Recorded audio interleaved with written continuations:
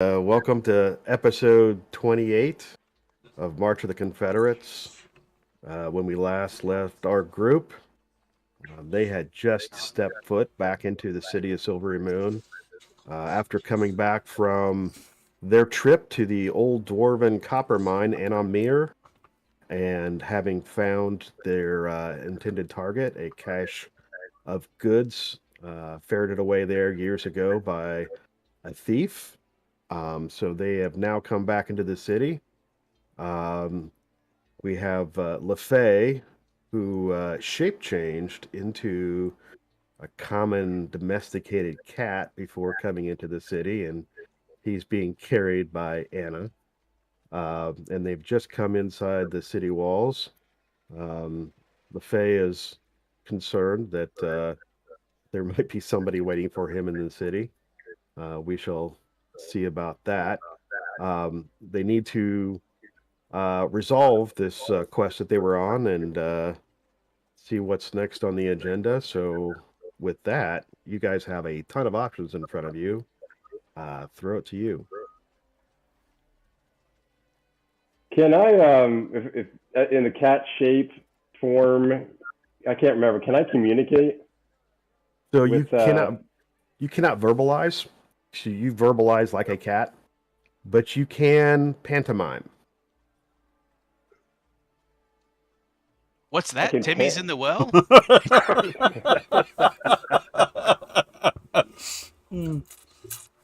So you got to Okay, put all so- that makeup on, right? And wear a little funny beret. Yeah.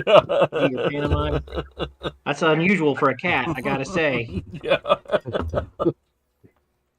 Had to roll a. Next, he's going to go to Broadway. Live on Broadway, cats. All right, so basically, I can't communicate. I can't really say anything right now. No. Well, Okay, so you I mean, can you could- speak like a cat speaks, and if someone can speak with animals, like understanding what a cat would say, then yes, you could speak. What can anybody speak with animals other than me? I'm looking right now. Not me. I need an interpreter. Yeah, actually, Uhtred has a speak with animals. So you're gonna have the half orc with a pet cat. Since when does Uhtred have that? That's part of that spirit of the beast. You sure that's not fornicate with animals? Oh, that brings a whole new. That's at a higher level. Yeah, yeah. It's Yeah, let me know because we're gonna have to put an NC-17 on this next episode. Yeah. You gain the ability to comprehend and verbally communicate with beasts for the duration. Well, I guess Uhtred has a pet cat. Duration of what? Well, the spell, but it doesn't. So this is 10 a spell minutes. you have. Oh, it's a 10, spell? 10 minutes. Oh, I think it's a spell-like effect, but yeah. So he has to Yeah, get it's his like attention, a- and then he says, "Okay, hold on a minute." I think and it's then... like a cantrip. He does like the Crocodile Dundee thing and waves his fingers. Oh yeah. Yeah. All right. The cat starts going. Get that shit out of here!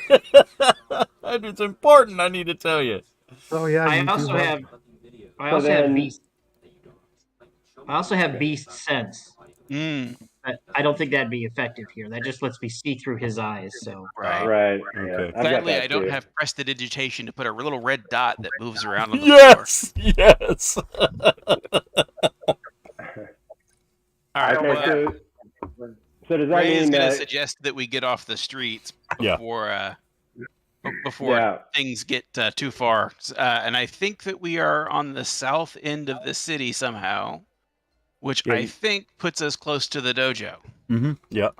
So let's go to the dojo first and see what we're gonna do. At least to get off the streets. Roger that. So say you all.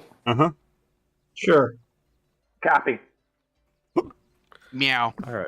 Meow, meow, meow, meow. He's hungry. Meow, we're going to head over to the dojo, Meow. What? All right. Right, meow? For $20, I'll call him a chicken fucker. There goes that NC-17 rating again. Yeah. Uh, There goes all the kids watching. yeah. I would say we've been That's demonetized, gonna but we pull know him we're in. not earning anything. All right, who's Favre? Who's Favre? Which one's Favre? Favre. Favre. Are you Favre, Brad? Yeah. Love Favre, man. Best part of that movie. Yeah. All right. All right, So you make your way over to the dojo. Okay. And Master Dragach is working with a class, Awesome. and he Did we catch him waxing off? No, the students. so Is this like a Catholic dojo? no, this is the old order, and right now he's actually in class. They aren't actually doing martial skills right now. Hmm. So I'll he still interrupts bow and- as we come in. and greets you. Greetings, Master. What can we do for you? How was your adventure? It was fruitful, but we do need to get off the streets and arrange a meeting with our employer so that we can split the stakes. And our ranger LaFay needs to lay low. And we've gotten word that someone is asking for him around town, possibly. Druid. So at the Druid. mention of Druid. LaFay's name, his posture and demeanor changes slightly, and he Uh-oh, says, the master's taking a hit. yes, actually, while you were gone, a gentleman came by inquiring about your friend. I didn't know that he had been here yet. That who had been here? I didn't know that LaFay had actually been here to the dojo. No, this guy is just he walking has- around town. You mentioned his name. Yes. Yeah, the friend was the person inquiring was mentioned by name. Ah, okay. Yeah, Well, I yeah. didn't know that LaFay had ever been to the dojo, and for reasons that someone would be looking for him here, but apparently they're looking all over town. Yes. And that probably means that they know that we're associates. So Right. Okay.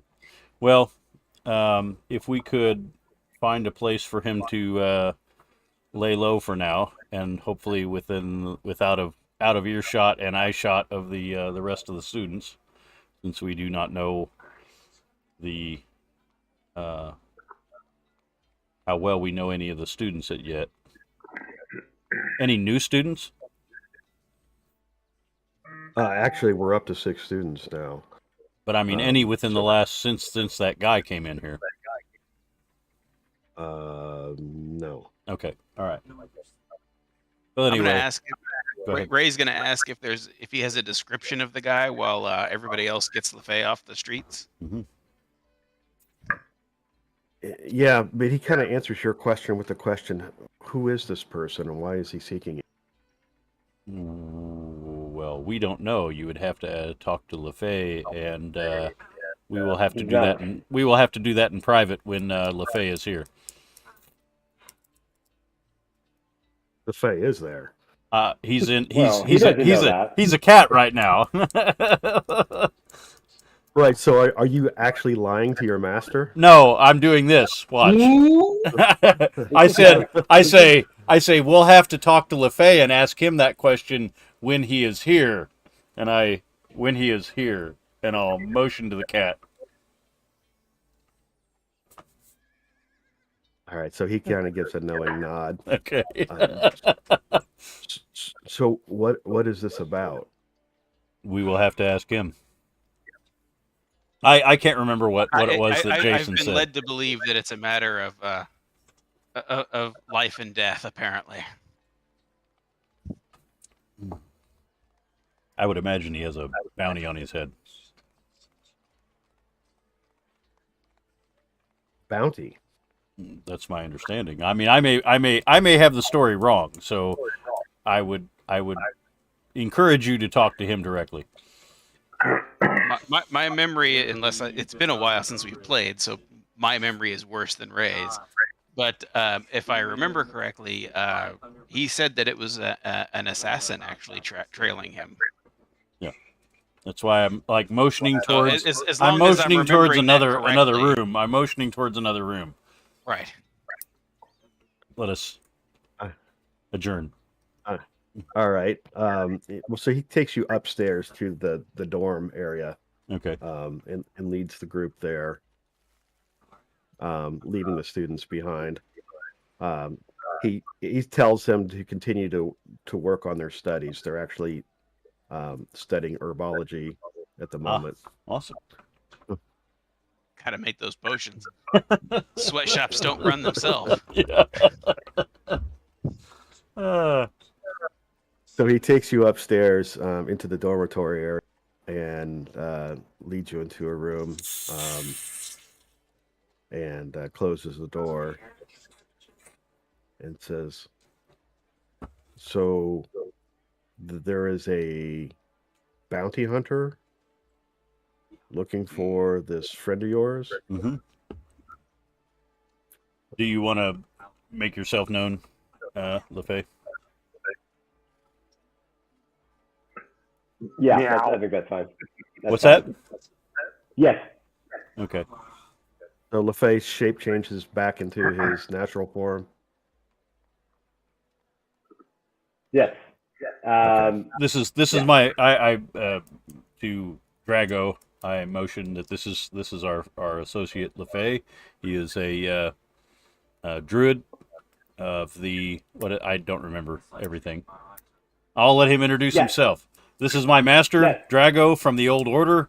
He is our host here, and I am his student, and we are in a safe place at this time. All right. Well, nice to meet you, Master. My name's LaFay Crone, and I am at Fire Ganassi. The reason why there is an assassin after me is that in an intense dream, I'd actually set fire to the village I was living in at the time, and several people died. And after that, many of the people thought that was on purpose, and they had contracted with an assassin, a grand visor. I'm not sure what a grand visor. A grand visor to spawn an extraplanar assassin to hunt me. I am going to ask the question, actually. Does anybody know what a grand vizier is? Vizier. So you know what a grand vizier is. That's the equivalent of a lord, somebody that kind of controls an area.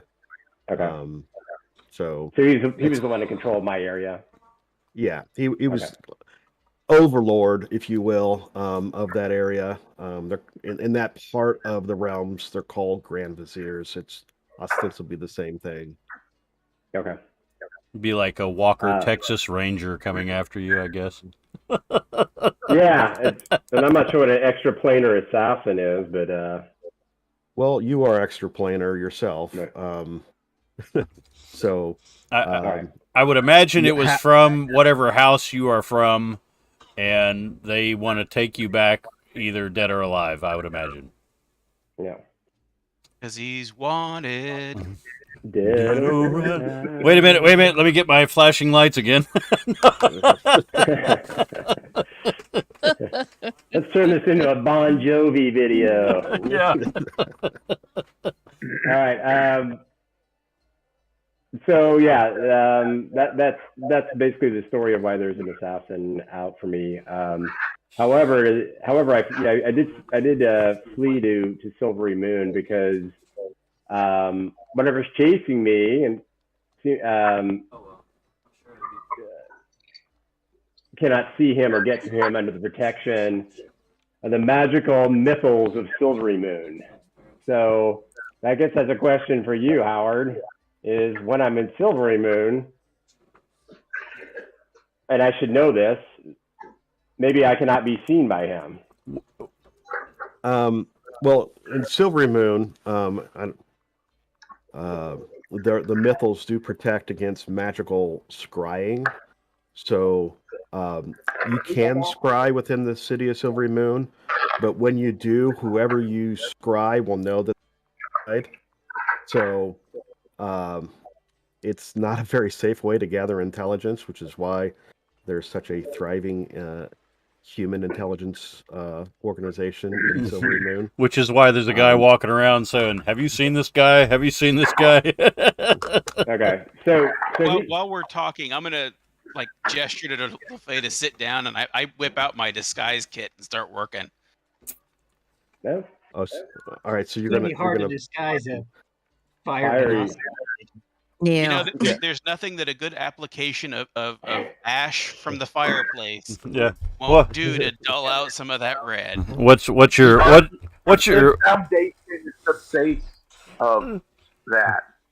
I think all I really need is like the glasses and the mustache, Right. You know, and I was gonna- We'll throw some contouring on. I was gonna say Or what Groucho of Marx. yeah.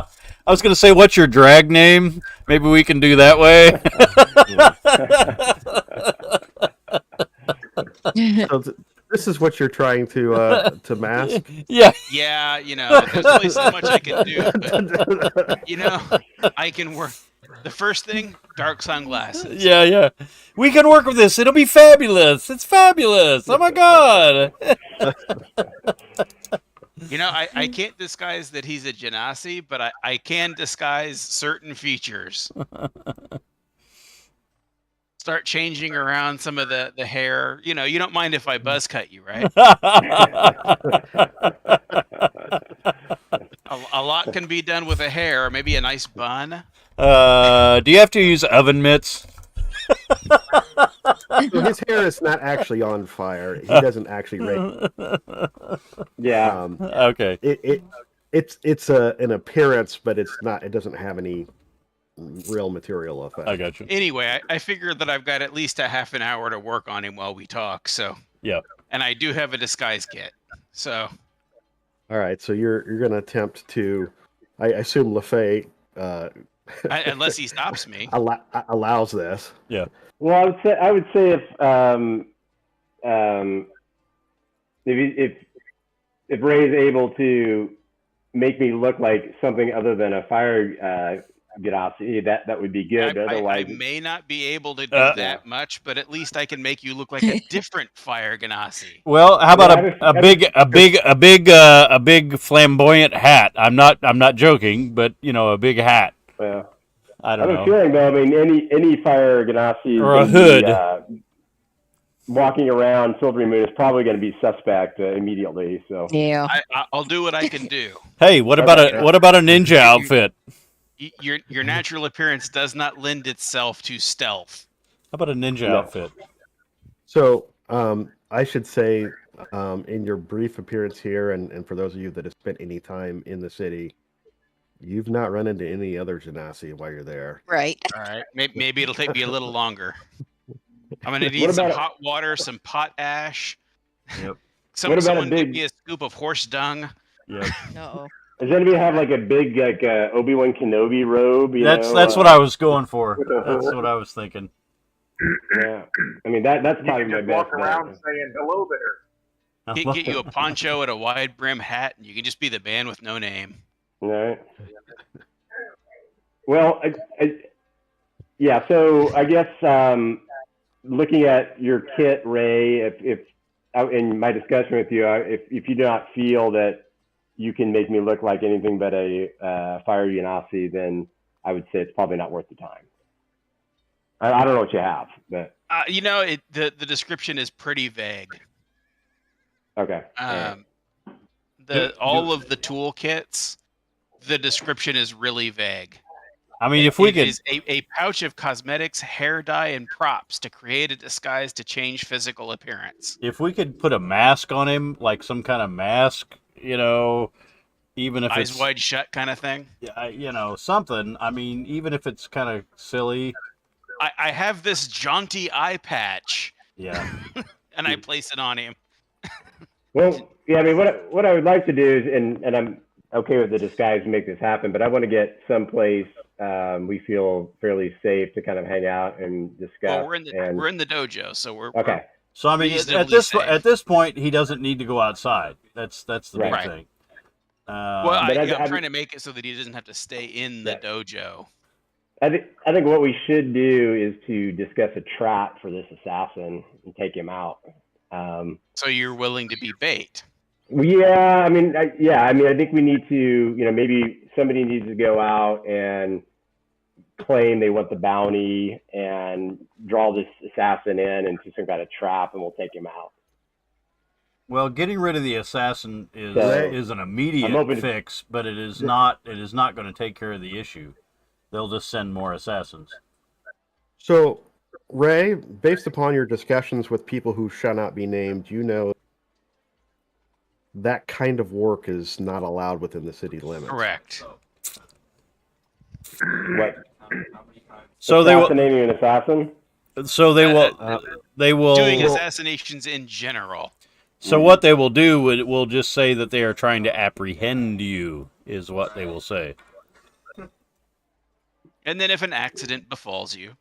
So I do want to clear the air, though, with Master Drago, is that he understands that LeFay...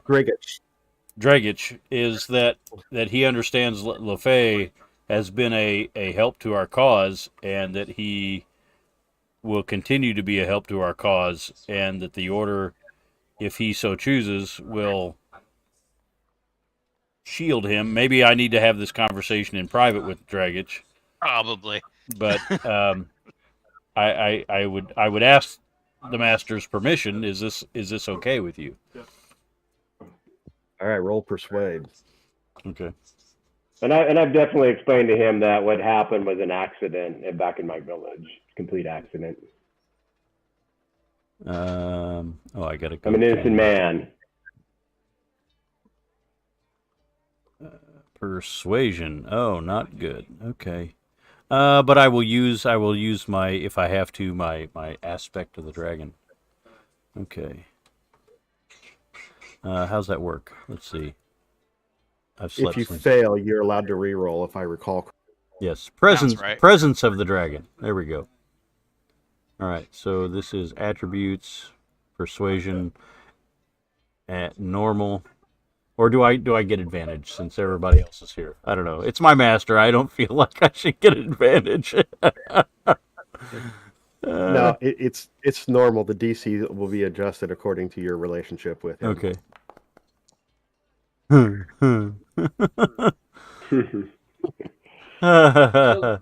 let me ask this: Is it possible to make restitution to the vizier or whatever? In order probably to, not to the vizier. In the I don't know, man. Well, Jafar the sounds vizier pretty was pissed. What town? I said Jafar sounds kind of upset. I mean, we send an envoy, a silver tongue envoy, to see, if there's some terms we can strike with them. I'm assuming I need to re-roll. So your goal of persuasion was to allow LeFay to stay within the dojo until this is resolved? Yeah. Yeah, you're going to need to re-roll that. All big money. I hate to have to use my my inspiration right off the bat. Yeah, that would suck. All right. So yeah, for LeFay, I'm gonna do his hair slicked back with some boot polish, and here's this cloak with a hood on it. The cloak would be helpful. So Master Dragich turns to Conrad and goes, "You're my my trusted student, and I know you understand how important the reputation of the dojo is. Yes. So if this is important to you, we will take this on. It will But be my responsibility. It will be on me. If it fails, well then it is my failure and not yours. Very well then. I will trust your wisdom in this matter. Thank you, Master. Now, is there any help that you think that anything I should do at this point, Master? Well, if all you're wanting to do is to keep him concealed until you can get this matter resolved, then I would suggest that how you move about the city with him is probably your largest challenge. What business are you going to undertake to try to resolve this? I do not know yet. We have only learned of this recently within the past few days.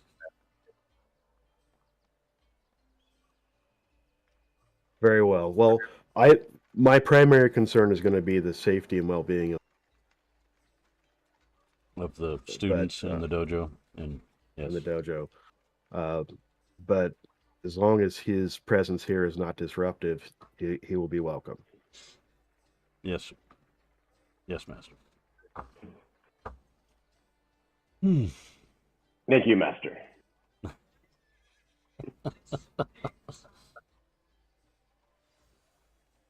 All right.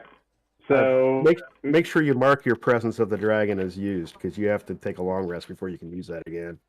That is my. Let me find it. So what is the business that needs to get done here other than just taking care of this assassin? I kind of forget. Do we have stuff that we need to bring to somebody from our last adventure? Yeah, we've got stuff to drop off to Zed. Okay. That's one of the reasons why I'm bothering with a disguise, is so that you can actually go. Yeah, I mean, I'd rather go, but so I looked up disguise kit in Xanathar's, Howard, and it says that a DC 10 check with a disguise will cover injuries or distinguishing marks. Okay. That's a hell of a distinguishing mark. Well, I mean, Howard can adjust it from there. Yep. I'm just saying what's in the book. I would assume a distinguishing mark would be, a scar that's rather prominent. Well, I was thinking like his tattoo his or something like lines. that. I think that's why I'm using boot black on his hair. I'm gonna click on this, Howard, because I didn't realize that I could click on it to use the ability. So it's going to show up in there. Okay. I'm also guessing that this assassin's probably asked around enough to probably know the characteristics of the party that I'm in. So probably. Have you been to Silvery Moon already? Yeah, he has. Okay, so you were seen with us at the place that we normally go to. So maybe we should tell. We don't have a way of telling him to meet someplace different. We only have a way to signal that we want a meeting. Well, one of us can meet with him and tell him to meet. Yeah, I can do that. Okay. Do we want to? Should I finish the disguise process or just? Nope. Yeah. That sounds good. Right, why don't you invite Zed to the dojo? Yeah, I will. But giving LaFay a disguise will at least help throw it off a little. Yep. Okay. And he can always go. He can always wild shape back into a cat or a mouse or something. Yeah, I mean, yeah. Well, I don't think he needs a disguise here. The rest of us are going to be here guarding him. Yes, right. I don't. Putting it on in case we have to leave suddenly. I'm just going to assume. I'm just going to assume that it's just XP on the hoof. Right? Yeah. So I'm just going to assume that one of the new students is a spy. So I'm just going to assume that. So he's not going to leave outside this room without a disguise. Oh my God, are you okay? No. All right, so Ray, here's what I'm going to do. Yep. Whatever role you get will be the target that anyone that's expect LaFay to detect the disguise will be. So I would say that anything over a 10 would be convincing at a distance. Anything over 15th would be up close, but only at a glance, but you have to get over a 20 before close scrutiny would pass. All right. I'm So just, here it goes. I'm just hoping he doesn't leave this room. Oh, there you go. Ah! Wow. Wow, nice job. He's a fucking Wow. genius. Fine, forget all this. Let's All just right. go meet Zed. All right. Yeah. So that's a 29. So surprisingly, Ray is a bit of a wizard with some black and a wig. Freaking J.J. Abrams better hire him for the next movie he makes. And you guys can scarcely recognize LeFay when Ray's done with him. So, Wow. so what should his new name be? Oscar. Oscar. Hey, there we go.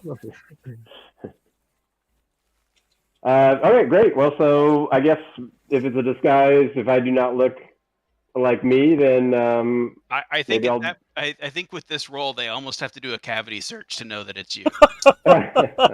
DNA Because swab. yeah, but it was a 20 was enough to withstand like close inspection. So they're gonna have to fire up the spreader to find out that it's LeFay.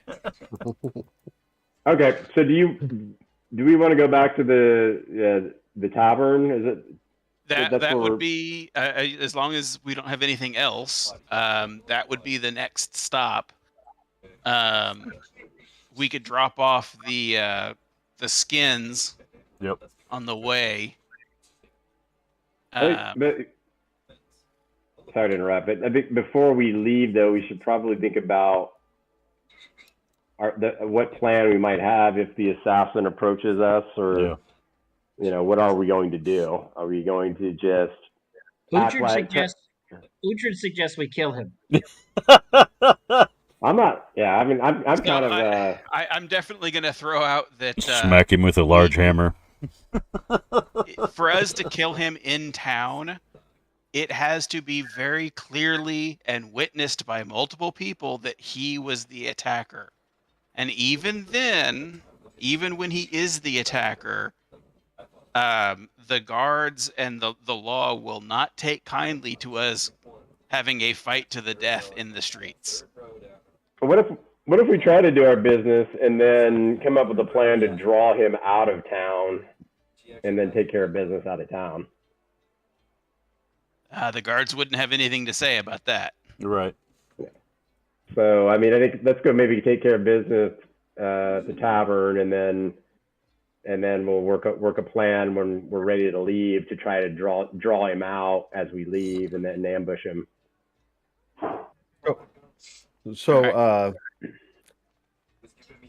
Ray, since you know the laws a little bit better than everyone else here, you do know that Silvery Moon is a city, but right. the Silver March is a country. It's a confederation, right. But there are laws that kind of persist across the entire marches, and things like murder are still. We're not going to murder him. We're going to self-defense him to death. I'm just letting you know that it doesn't become the Wild Wild West once you step beyond the city walls.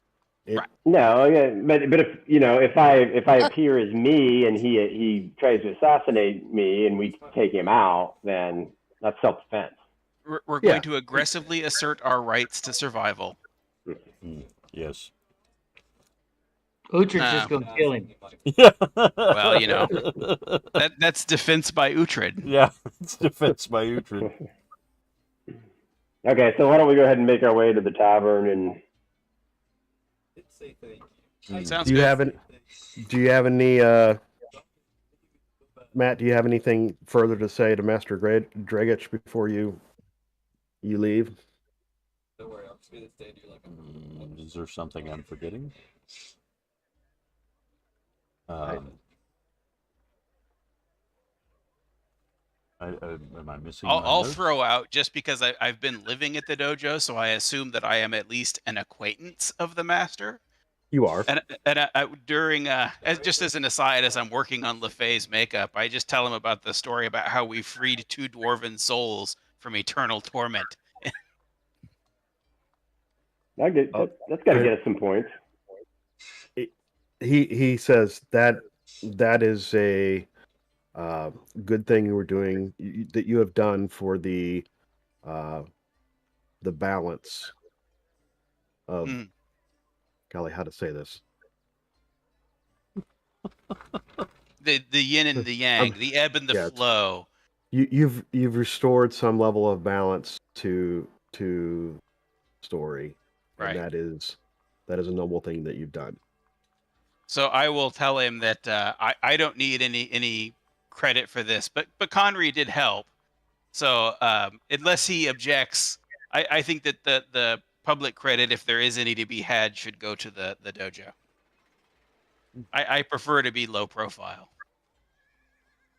I believe that we should work a little bit harder on the recruitment of this young. Yeah, this young man. As I'm talking around the makeup brushes in my mouth. I do believe you try to turn Ray into a student of the Old Order. Is that what I'm hearing? Yes. I do believe, Master Dragos, that I believe he would be a great asset to our order. No, please. I don't need any accolades. Thank you. Accolades are not what we are looking for. We are looking for an asset. A man who can provide certain things who can do makeup. and do makeup.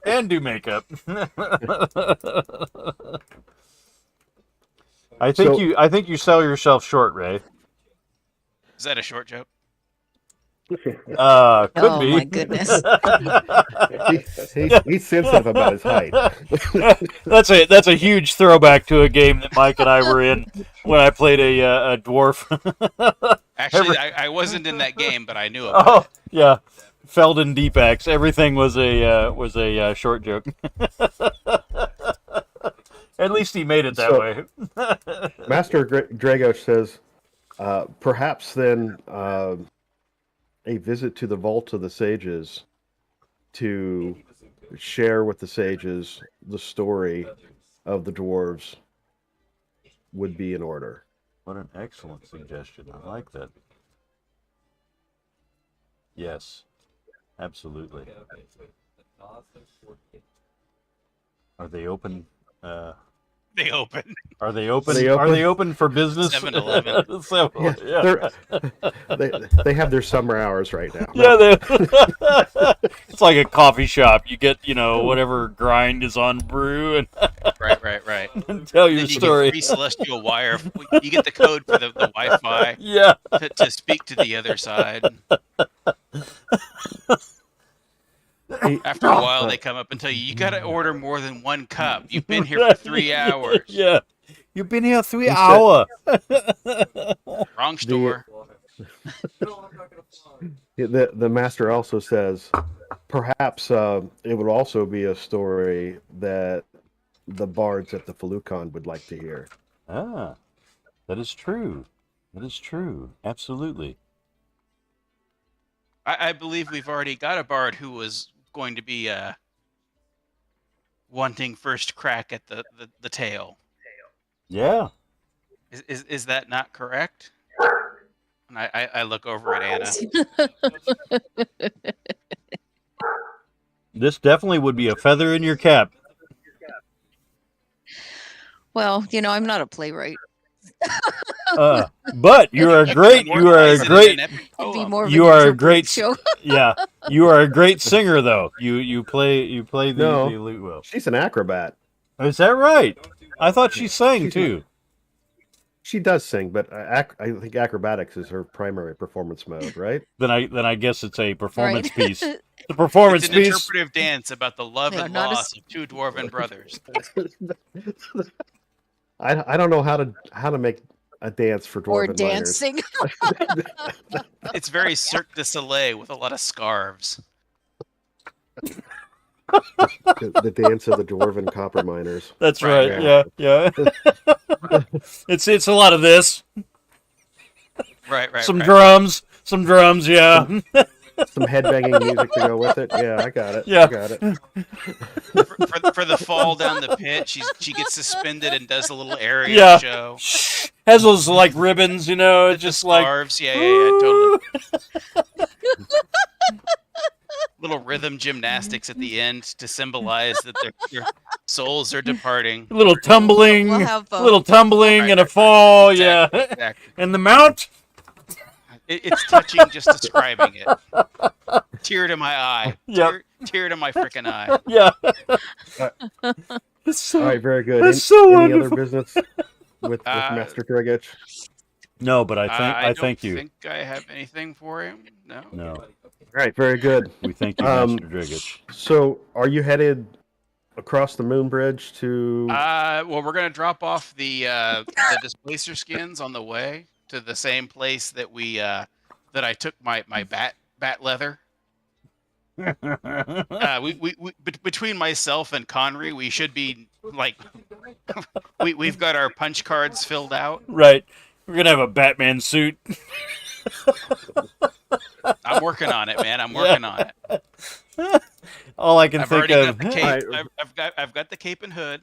All right, so you're stopping off at the tannery. That's Yep. right. Um, We're gonna have And to then you're open our going- own tannery. We're gonna have to open And our then own tannery. Yeah. And then after we do that, as soon as we conclude there, then I'm gonna hit the gym to signal Zed. okay. All And right, then we'll head so to the Bright Blade. a quick trip across the moon bridge, and there you can see in the screen a kind of an artist rendering of the moon bridge. You go through the big open air market, and the tannery is over by the north gate.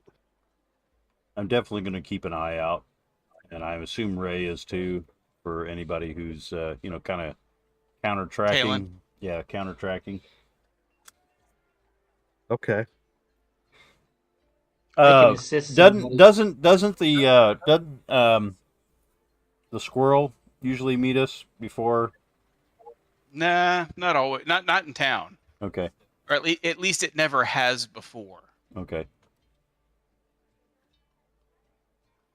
All right, very good. What are you doing at the? You're checking for tails. Yep. So let's roll perception on that.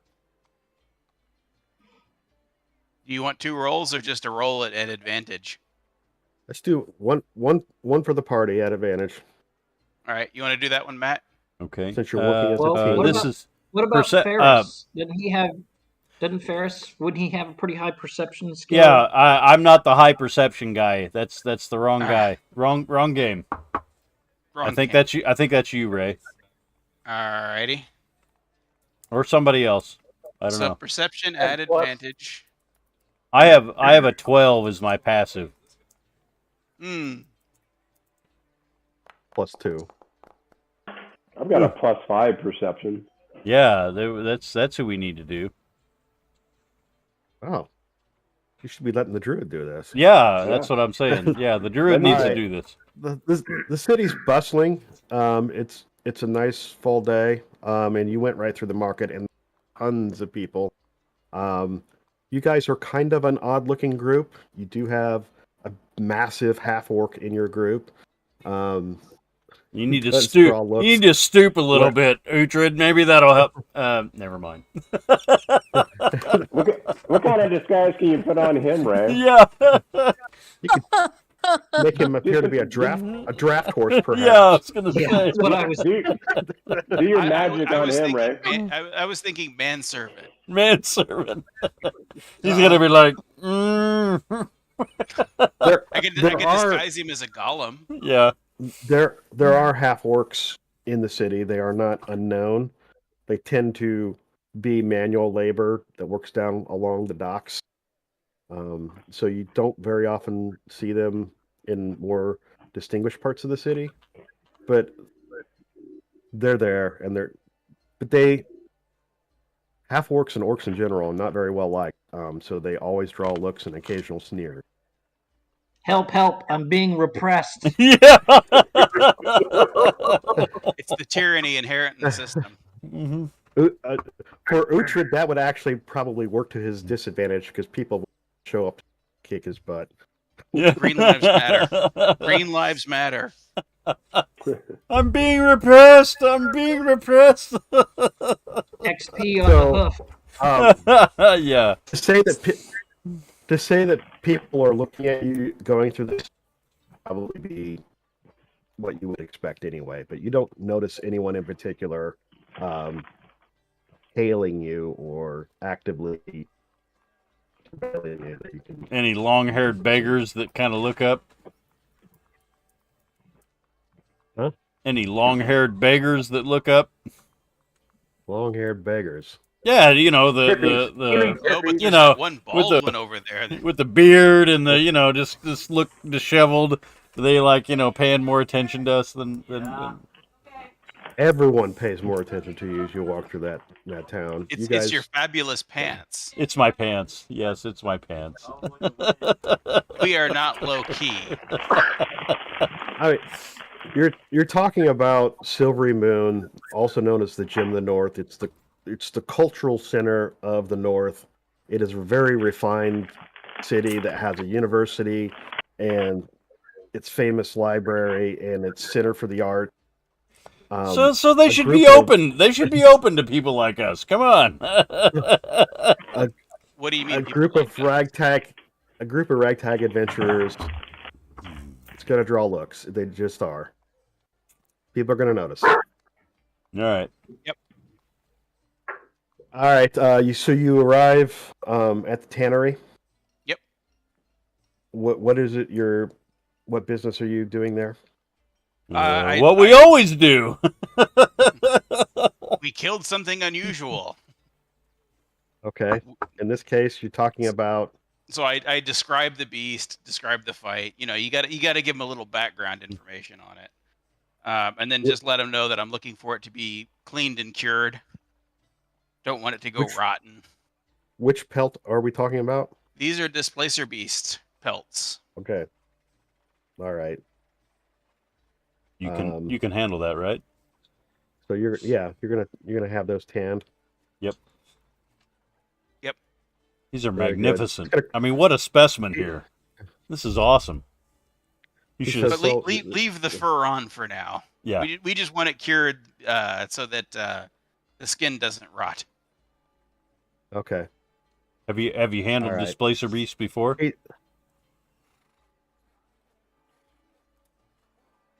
I don't know. Let me check my dice. Yeah. Let me check my dice. I give him a few tips about hunting displacer beast. He says, "No, that's not come up yet." Really? Before. Awesome. Well, I mean, it should be like any other animal.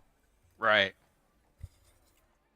But pay All right, pay very close attention to this because we do want to use this for a cloak, a couple cloaks, Ray.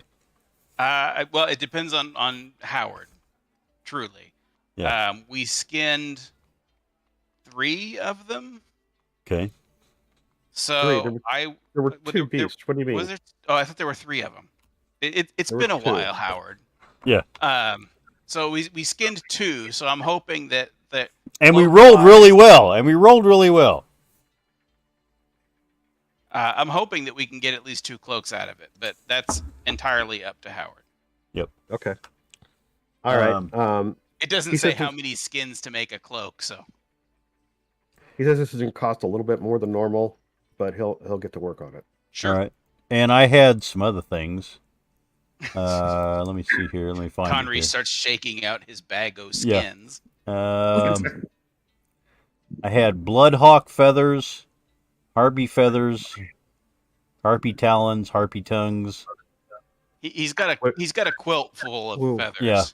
What do you? All right. What are you wanting done with those? Well, I didn't know if that would be a any. tannery would deal with feathers. That's true. I'm thinking like a bookstore might be interested. Yeah, you're right. You're right. That You're sells absolutely scrolls. right. I didn't know if you would be interested in that. Feathers? No, I have no interest in feathers. Okay. All right. Connery sounds disappointed. Hey. We can swing by. There is at least one place that sells scrolls, if I remember correctly, in town. Oh, yeah, at least one. Yeah. At least one that I Yeah. that I know of. I do need to we can swing know. by and see if any of those, you might be able to unload some of them there on the way. Right.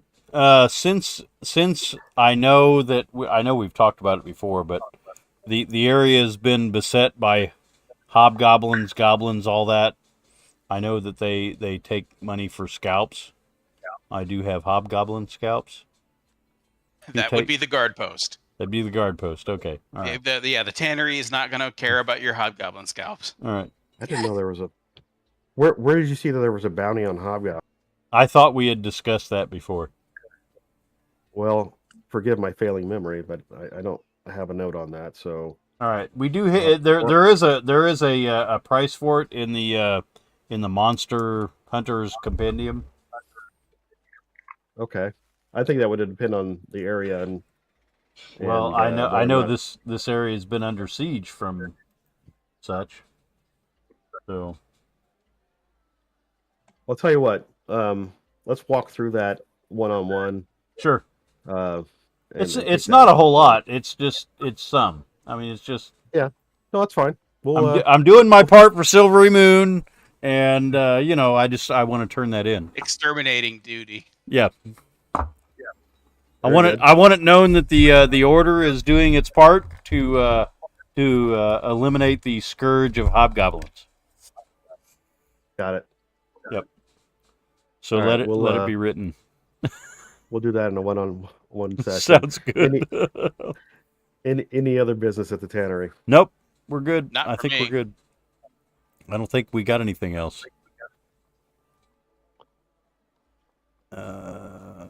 So I guess I'll hit the button, and I think we were going to stop off at a. Oh yeah, we do have two. Store. I have 2 warg hides. Where are you carrying all this? Don't ask. So you're getting the warg hides tanned? Yeah, I am. He wants a vest. Because you would have to look like he's going to be a walking Craven the pile Hunter. of pelts. We're going for Monster Hunter here. Come on. The Witcher, all that stuff. You're not a monster hunter. You're a monster puncher. Yeah, that's true. Change your name to All Mike right. Vick. So you're getting the warg hides tanned as well? Yeah. All right. So Ray, you've activated the gym. Yeah. Usually it takes him a while to get there, so I figure if we hit the button now.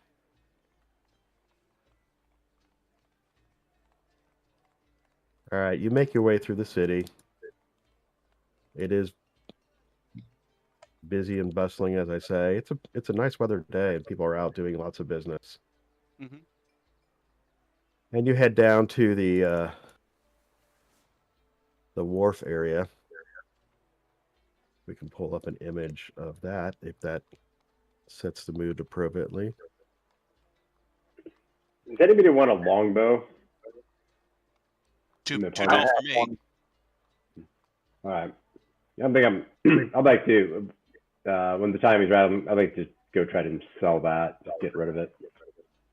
I can't use that, right? Or I use it as a disadvantage. Yeah, because you don't have the martial weapon skill. Right. I'm sorry. Where do I find the weapons that I am proficient at? Where is that located? It's on your feats. Yeah. Or features. Features. Yeah. So you have simple weapons, and it lists them out. Yeah, it'll also be on your attributes page. On the right-hand side, down toward the bottom, there's one for weapons proficiencies. Okay. Yeah, I got it. Thank you. So you could probably do a short bow. I just don't think you can do a long bow. Yep. Same here. No. Yeah, short bow is a simple weapon. Ray, I think we ought to do the warg hide as a wall hanging. I think that'd be the best. What's that? I think the warg hide should be a wall hanging. I think that'd be awesome. You know, you could put a trophy hall up in the training area. Yeah, I think that would be awesome. And instead of tapestries, it's just, you know, but it might be more convenient just to bring in skulls that have a fist imprint in them. Yeah. Less work. Yeah. That's just a suggestion from me to you. Yeah. Yeah, you're just like, you too can be. All right, very good. So you make your way down to the end of the pier where the Bright Blade Brandish is, and can have a slight change in scenes here. Why is my music not changing? Oh, the map hasn't changed either.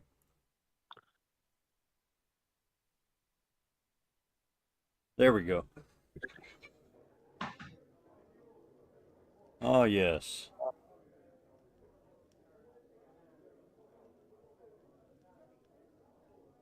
There it is.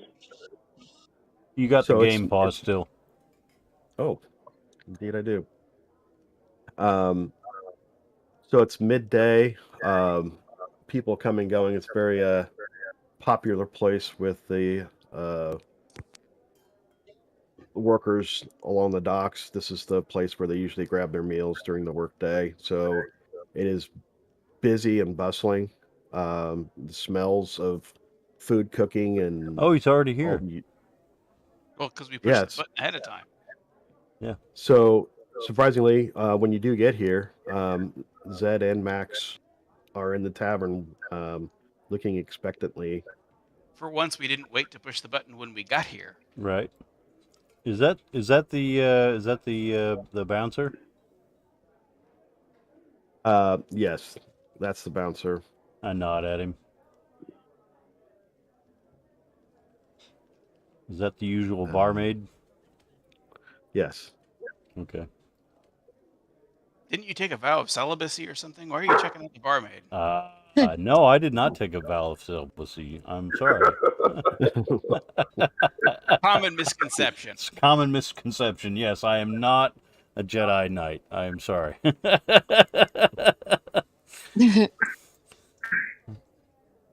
But I'm very. I guess I'll go up and greet Zed. Oh yeah. We can. Everybody else has gone to ogle the barmaid, and I'm going to go up to our contact. I don't know what's up with them, hormones or something. Yeah.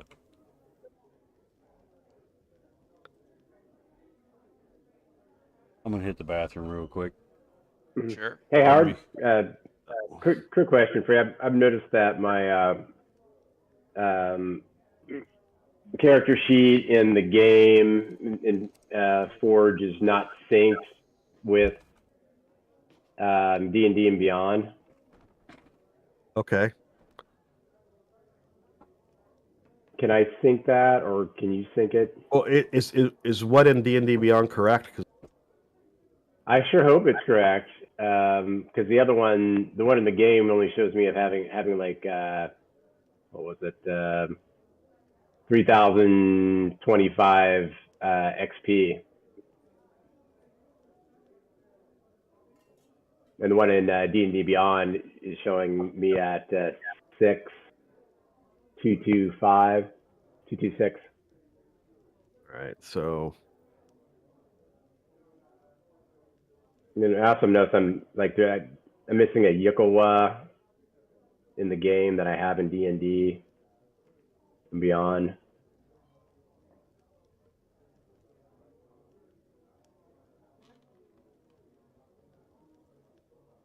All right. Let's try that now. Yep, that worked. Thank you.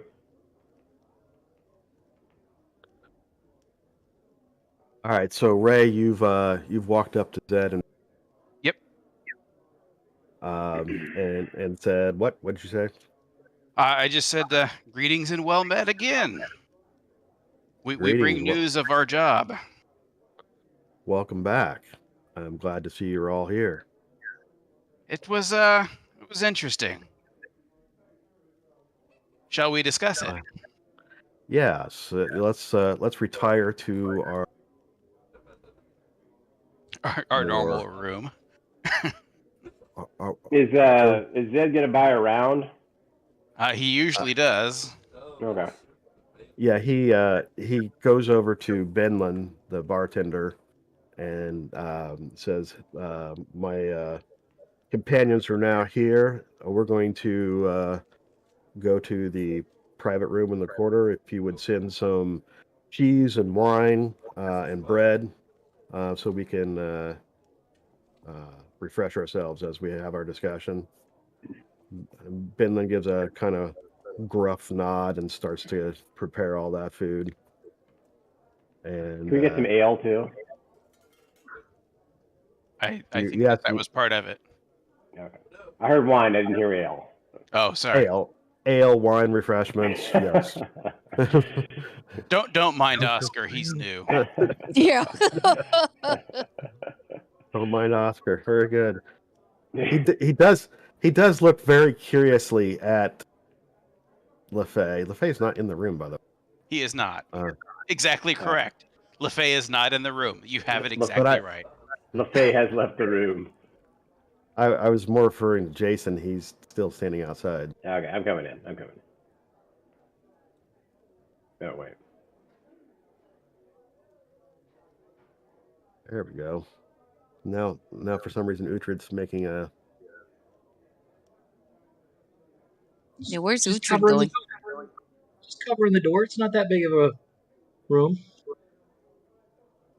So Okay, the Snuggling up to the bouncer. Zed gets up gingerly and walks slowly over to the room. As I recall, negotiating these doors can be a little tricky. I now have a separate icon for Max. I saw that. What do I need to roll to check the room to see if anybody seems suspicious or worthy of caution? All right, so you know that suspicious characters, this is where they go. So it would be unusual not to see suspicious characters there. Right. Well, suspicious characters that are interested in us. Yeah, well, when you walk in, everyone stares at you. But you feel free to roll. You know what? I'm going to go with. Let's just go with perception. See if you notice anyone that's acting out of character or. Here we go again. What's with the 20s? Did you load your dice? Ray's hot, man. Ray is Roll hot. another one. No! Oh wow. He knows his name, his ancestry. I'm going to Vegas. So you roll a 38 on your perception. Well, It would almost be a shame if he's not here. so you look around the room and everyone's kind of paying attention to everyone, and there are quite a few people paying attention, but your perception is that the half orc is drawing more attention than LaFay for the moment. All right. And you do know that there are some unsavory characters in here, but they don't seem to be paying any particular attention to you that they wouldn't be paying attention to other people coming and going, just because people in here always have their head on a swivel looking for trouble. All right. Well, had to check just in case. Didn't want to be surprised in a room. Want to buy a round? How many people are in here? Doesn't look like that many, but I don't know. Well, all right. If we want to do this, I have a new feature. You'll like this, Mike. So I now have the ability to create commoners. The what? Create what? Commoners. Yes. So Is it just a commoner block with a wild card token? yeah, so I've got all kinds of wildcard tokens. Someone needs to be with that. We don't need two of her. How we get that? Wild card. Yeah, wild card. Someone. She has a We twin. got two Yeah, of you that guy. Yeah, two of that guy too. That we only see two of her after the drinks, Howard. Yeah. Yeah, I So there we used go. this when I was populating the bars and the outdoor encounters. Nice. It's good for guards and commoners. Well, there you go. So you're buying around, Connery? I think I so. would say there's probably about 30, 35 people in here. Oh my! What would that yeah, cost me? there's. I look at the bartender. You're right. Around ales, well, an ale's a copper piece. So if you three bought three around gold. No, not even 3 gold. It would be 3 silver, wouldn't it? 3.5 silver. Yeah. So Awesome. I'll buy the next 2 rounds. Wow. all right, knock off 7 silver. All right. Binland smiles at you. He rings a little bell behind the bar, and everyone's head peeks up, and he says, "Free round on." And people start shuffling up to the bar to claim their ale. The wolf wishes you to enjoy your night. The wolf. The wolf. All right. That's what Connery means. All right. Well, it's not night; it's afternoon. But Then drink until the night. Enjoy. Drink enough and you'll think it's night. That's correct. It won't matter what time of day it is. If you guys want to, Yeah. Zed has shuffled off into the room.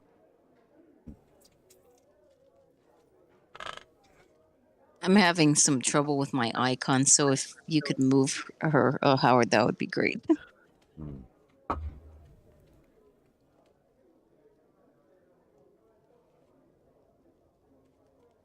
Why can't I get through the door?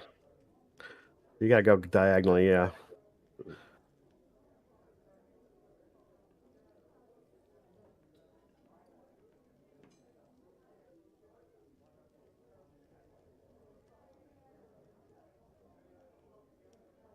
Richard coming over.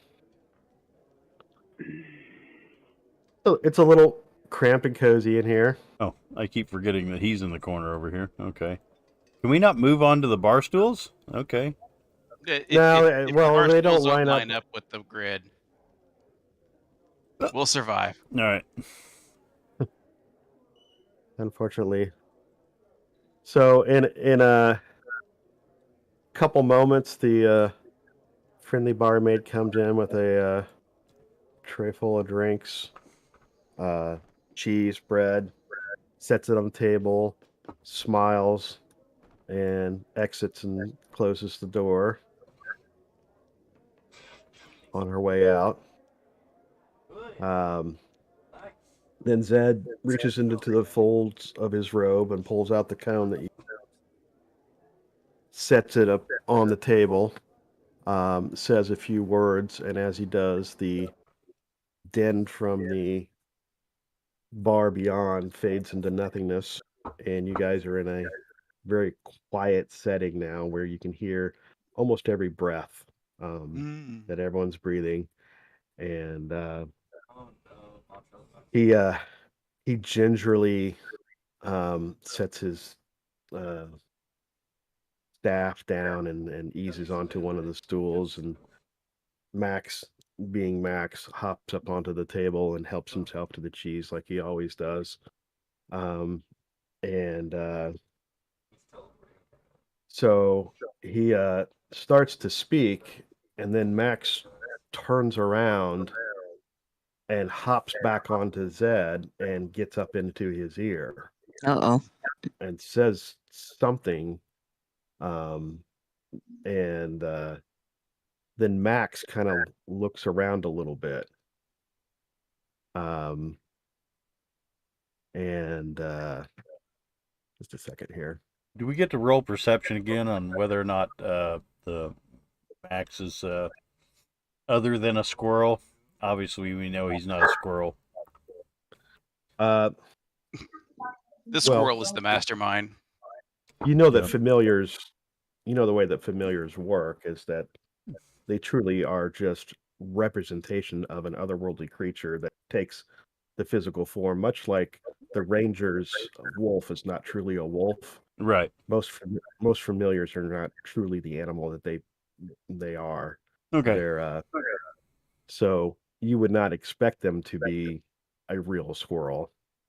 So says, folks, I'm eager to hear about your trip to Anamir.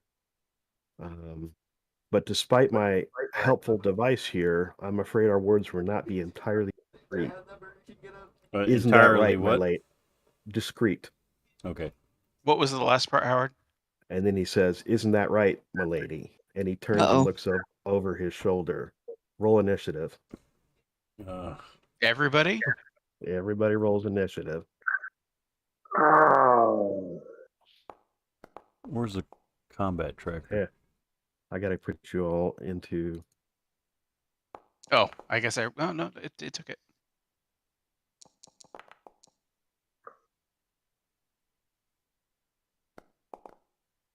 Nice. Yeah, get my. Hmm. Who's not in? Me. And that's not the one who apparently is causing trouble. What did you do?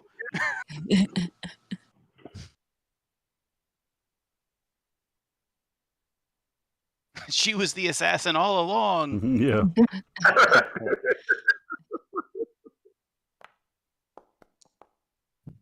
Nice. So let me orient Zed just a second here. So he's looking over his left shoulder.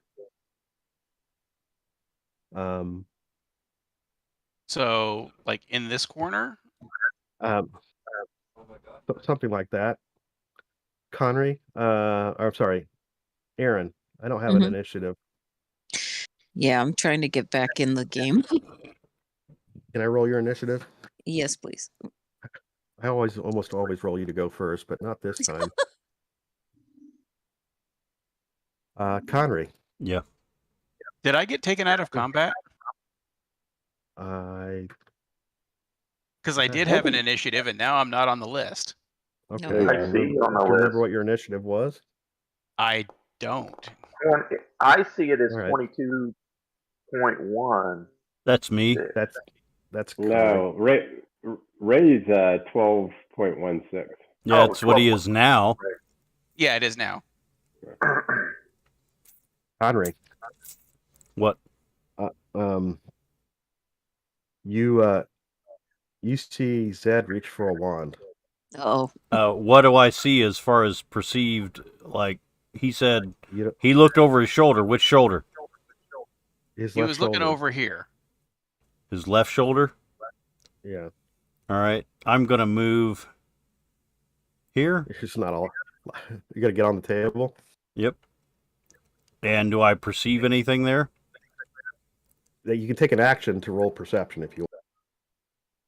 Shit. Okay.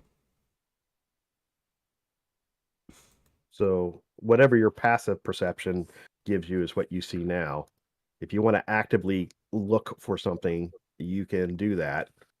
But he looked over his left shoulder, right? He looked over his left shoulder. Okay, and I'm within 5 feet of LaFay, correct?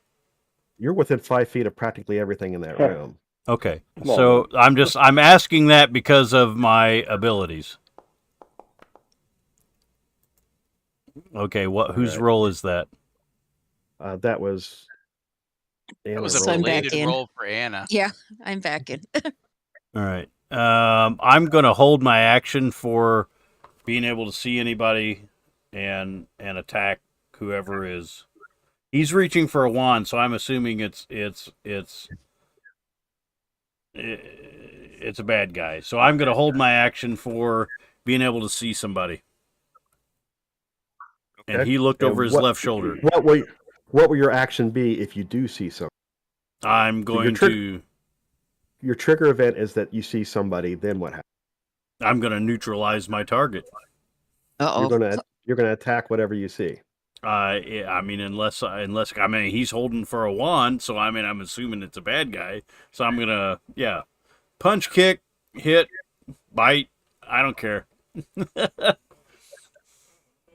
Okay. Deflect a missile. I don't care. Whatever. Is that good enough? Take an action. I'll react. You just have to, so the way a held action works is you describe a trigger event and you kind of have to be specific about what the trigger is and what the response is. Okay, I see somebody. Hey, Howard. What? Yeah, Mike. You never answered when I asked the dojo master for a description of the person that was asking about LaFay. No, I didn't. Was that intentional, or did you just forget? He answered. I specifically said he answered your question with a question. Uh-oh. And then the conversation went elsewhere. That's shitty. True. Sorry. Oh.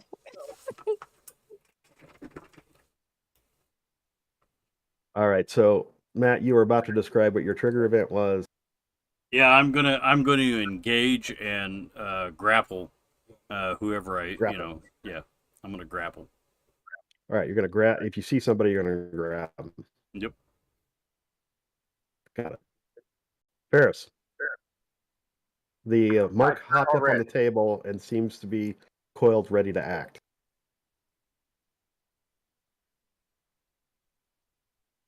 I got no idea what to do. I'm doing the crouching tiger, hidden dragon on the table. Seeing how we're in such close proximity of everybody, I think I'm gonna have to. I don't even know if I have enough room to swing anything, so I guess I'm just gonna get ready to fight. I can't see anything. I don't know what to do, so I just want to defend myself. Okay, so defensive. So you're gonna defend. What's that called? Where you dodge? You're gonna take a dodge action, which is basically being evasive. Yes, that'll work. Okay. So that will, if you are attacked, will improve your armor class. Okay. I'm gonna go for a submission hold. Give me a second.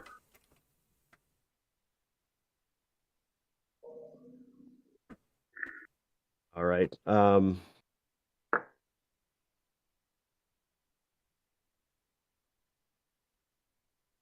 So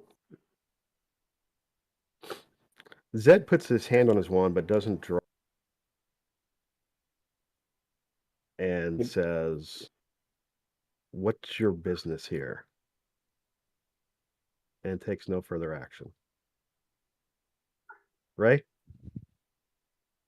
I'm looking to see what I can do.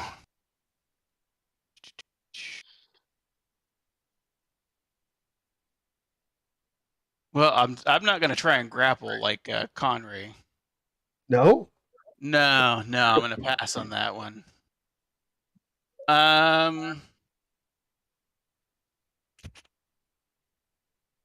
I guess I will take a defensive posture. You're gonna dodge? I will be dodging. Preferably, I will be dodging behind someone else. Were I to have preference. All Although I can tell you, I'm thinking winter ? That burger excellent tonight? Yeah. Awesome. All right. Jason seems to have stepped away. Well, it's Anna next anyway. No, it isn't. Oh. Do we still not have a perception of who's in the room? We do not. So I think we're going to get to self-defense the assassin to death. Yeah. Uh-oh. Although how they saw through the disguise is really annoying. So a figure that you did not see before steps from the shadows.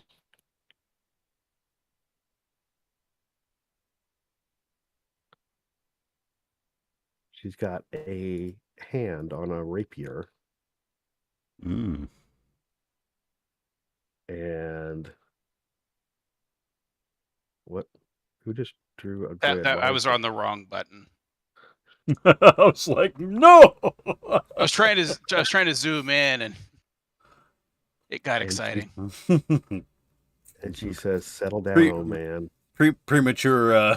I got excited. My spell went off early. Yeah.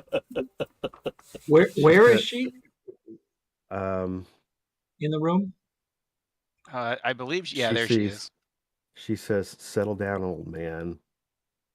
I'm here to talk to Ray." Uh-oh. I see her now. Thank you. Okay. I don't move. I'm just like. So someone has presented himself. Are you going to grapple? Your trigger event has happened. It's occurred. That might be in a Is Connery triggered? Yeah, what's Connery doing? Yep, I'm doing it. You're gonna grapple?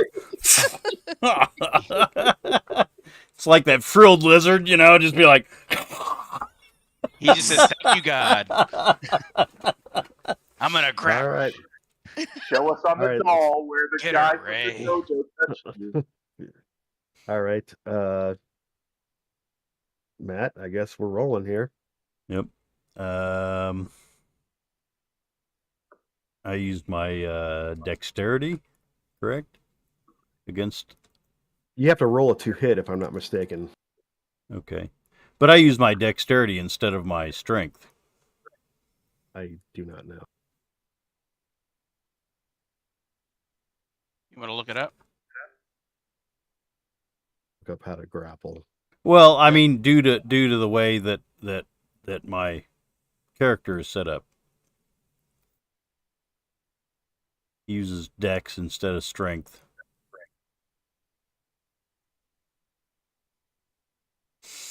So it's the attack roll. It's an unarmed strike, right? Yeah, well, it's an unarmed strike. It's normally it would be strength contested by the target's athletics or dexterity. There you go. And specifically, it would be athletics or acrobatics, Howard. I got you. Okay, so I have to do a 2-hit roll. No, it's not a 2-hit roll. It's a skill check. Okay. Against... Instead of an attack, you make a grapple check. So you make an athletics roll contested by, well, in your case, it's maybe something else because you're a monk. Yeah. But acrobatics. You make your acrobatics roll contested by either their athletics or their acrobatics. They get to pick. Okay. Am I at advantage? They're certainly at advantage, right? Yeah, no, she's at advantage. Yep. Am I at advantage? I guess that's shockingly accurate. Am I at advantage since I was... No. No? All right. I will use it with inspiration. Okay.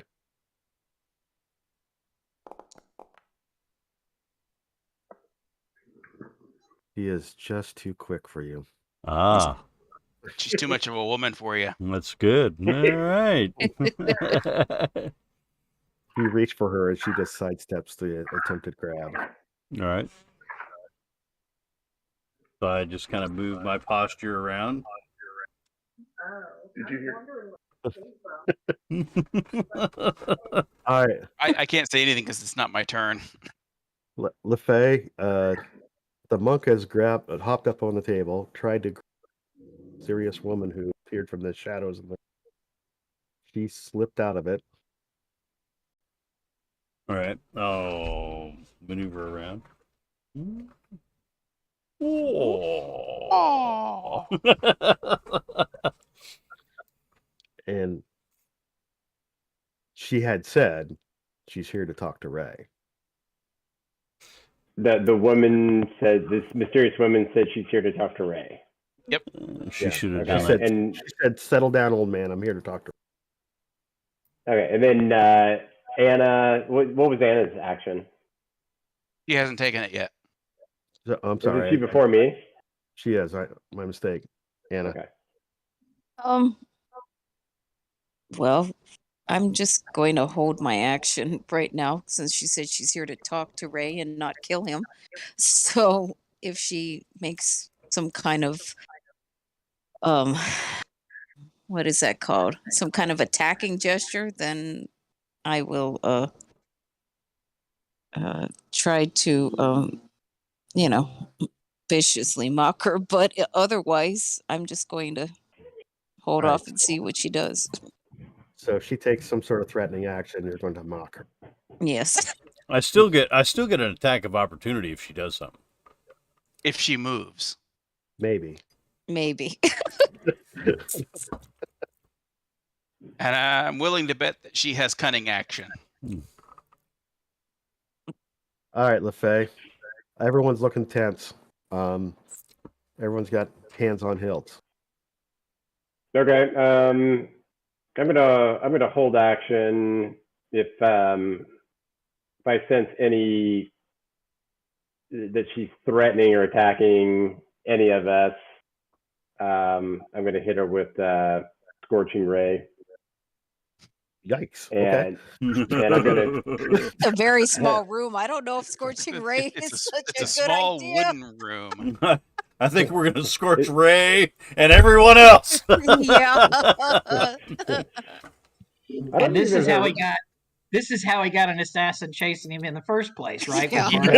I do believe this is a replay. Questions are being answered as we play. Yeah. Lesson unlearned. You see the guy over here and the guy over here, and we had some sort of like a gun over here, you know, and it's when you're a big flame fire. genasi, every problem is solved with fire. And then the whole place is just, you know. It was unavoidable. It was just unavoidable. All right, so Jason. I'm sorry, I'm not good with my Madden impression. I'm also going to ask her, what is the reason you want? Why do you want to speak to Ray? Okay.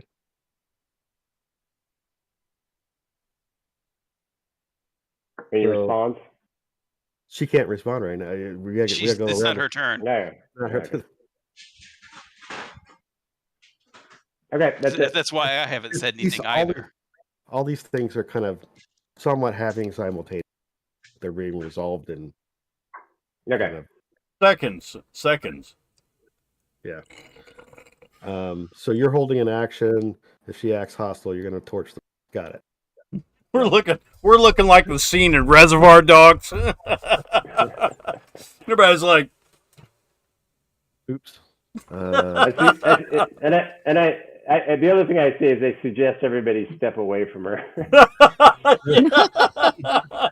All right. You're like, you only get a handful of words out in 6 seconds. So yeah, that was a handful. We'll burn the shit out of this. Uhtred. I smack it with my hammer. Wait a minute. Okay, he can talk. Yeah. I'm gonna draw steel and I guess just hang out till we figure out what's going on here. All right. So you're drawing your weapon. Weapons. I want to draw my war axe too. Okay. You're taking no further action.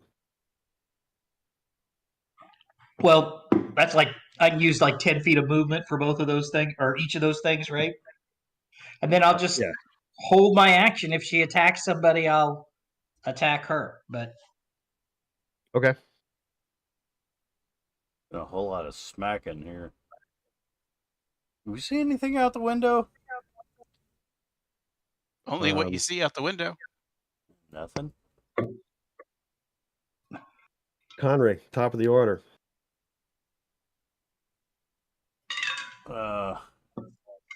Where's she at in the order? You can see her now, can't you? Right after me. 11.16. I got you. Speak now or regret your actions. Okay.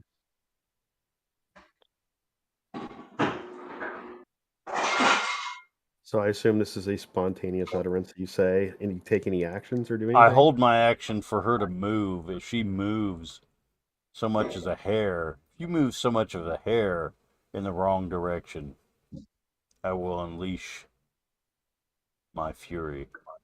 Come on, 6 words here. Come on, work with me. Work with you? Okay. All right. If you move so much as a hair, I'll unleash my... Yeah. Okay, that's like 8 or 9.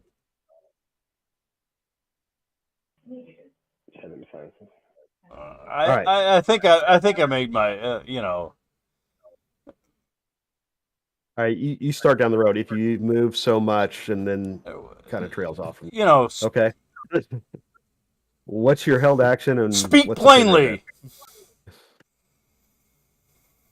What's your held action? What's your trigger event? If she attacks, I'm going to grapple her again. Got it. All right. Ferris?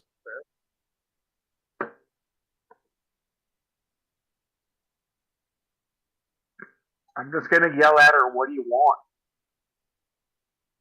Okay. That's all I got. I can't right. think of anything else. I What's don't know Zed what do? Zed very coolly says, "You're here to talk to Ray? Talk to Ray." My turn yet? Yeah. All right. I'm motioning her. Whoa, whoa, whoa, whoa, whoa. Back to Reservoir Dogs. Relax your sphincters.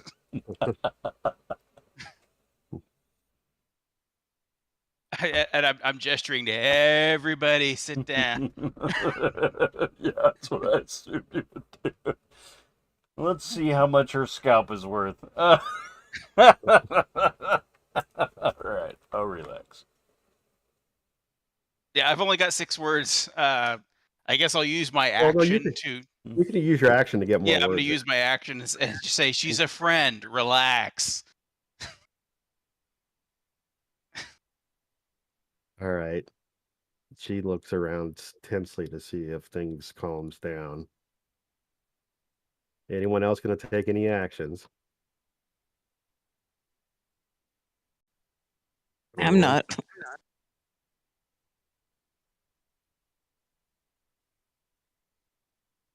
Okay. No, I will not scorch ray her yet. Are you staying on the table there, Conray?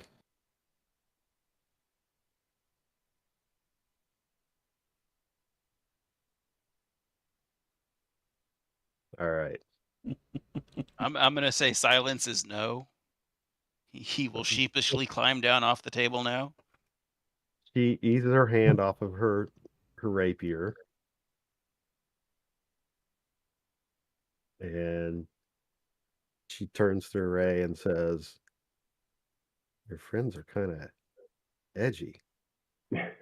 They don't like surprises. I'm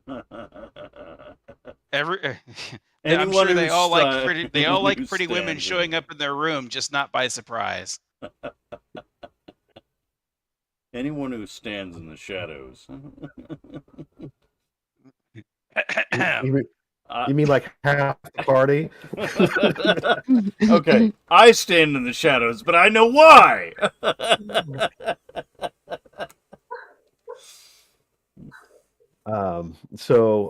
Any other de-escalations of hostilities? Uhtred leaving his steel out. Yep. Yeah. just for the time being. I mean, I'm not going to raise it threateningly or anything. I'm just. That's a Point that thing de-escalation. someplace else. That's a de-escalation in and of itself. He did not bring it up to smash it on your Right. skull.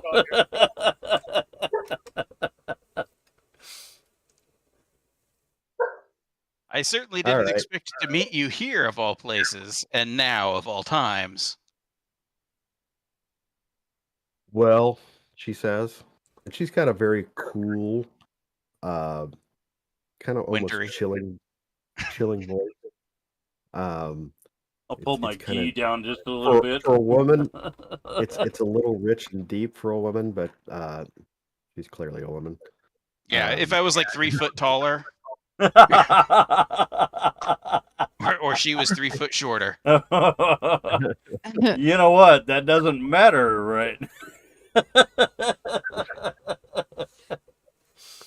So she says, she says to Ray, I have a story to tell you. Is it okay to relate the story in front of your friends here? I trust them. Very good. So she starts to tell a story about a ship that has come into port recently that had some odd cargo, and one of the guys from the crew got into an argument with the harbor master after a crate smashed open, and then there was discussion about the crew and the foul smell.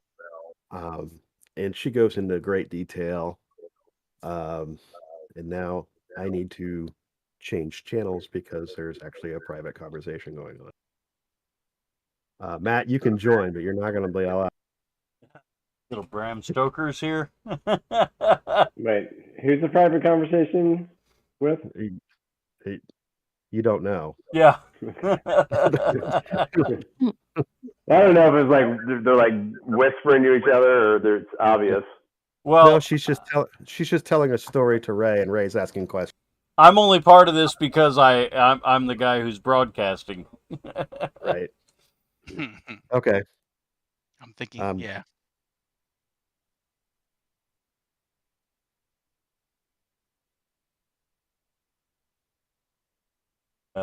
Wrong one. You guys hear me?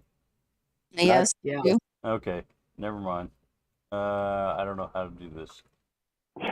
Okay, here we go. Uh-oh. There he is. There we go. So what you missed everything, Matt. Of course. So I knew everything. It's thieves can't. So she's the story and the dialogue going back and forth between them is about stuff that's totally unrelated to what's actually being said. Thieves can't is a language within a language. Yep. So I understand that. she's having a private conversation with Ray right in front of everyone. Right. Telling this story. So she says, the guild was hired to find your friend LeFay. And one of the guildmates took the job before I was able to hear about it. Okay. How do you feel about your friend LeFay? He's he's a good crew member, keeping with the nautical theme.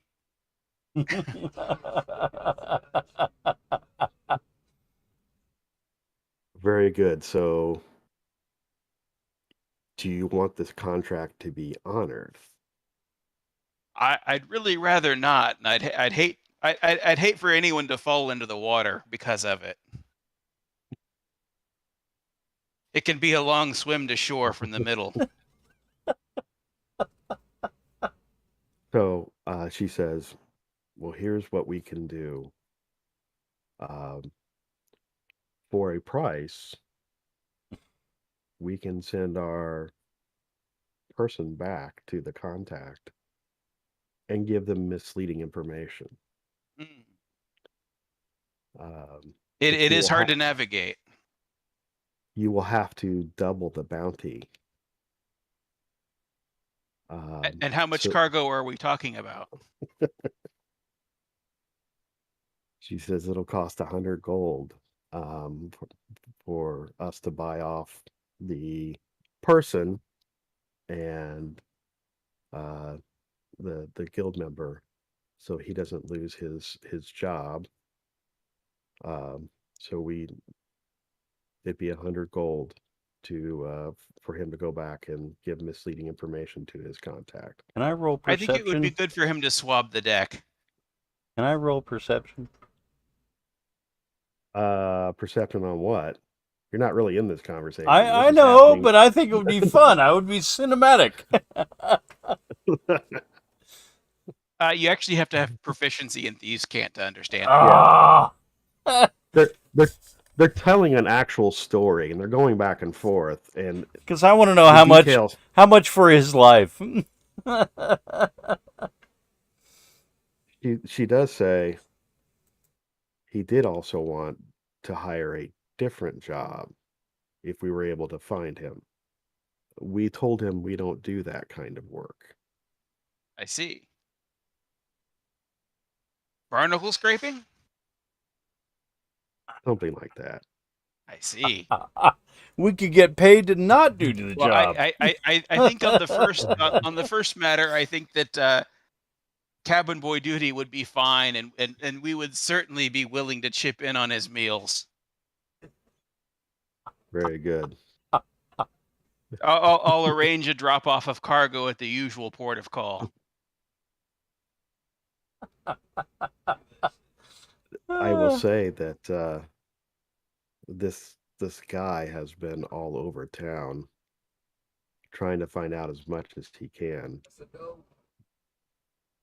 We heard. Yeah. We spotted that crow a while ago. He goes, very, very good. Shall I collect the money now then? That would be fine. Yes. And I let me open my character here.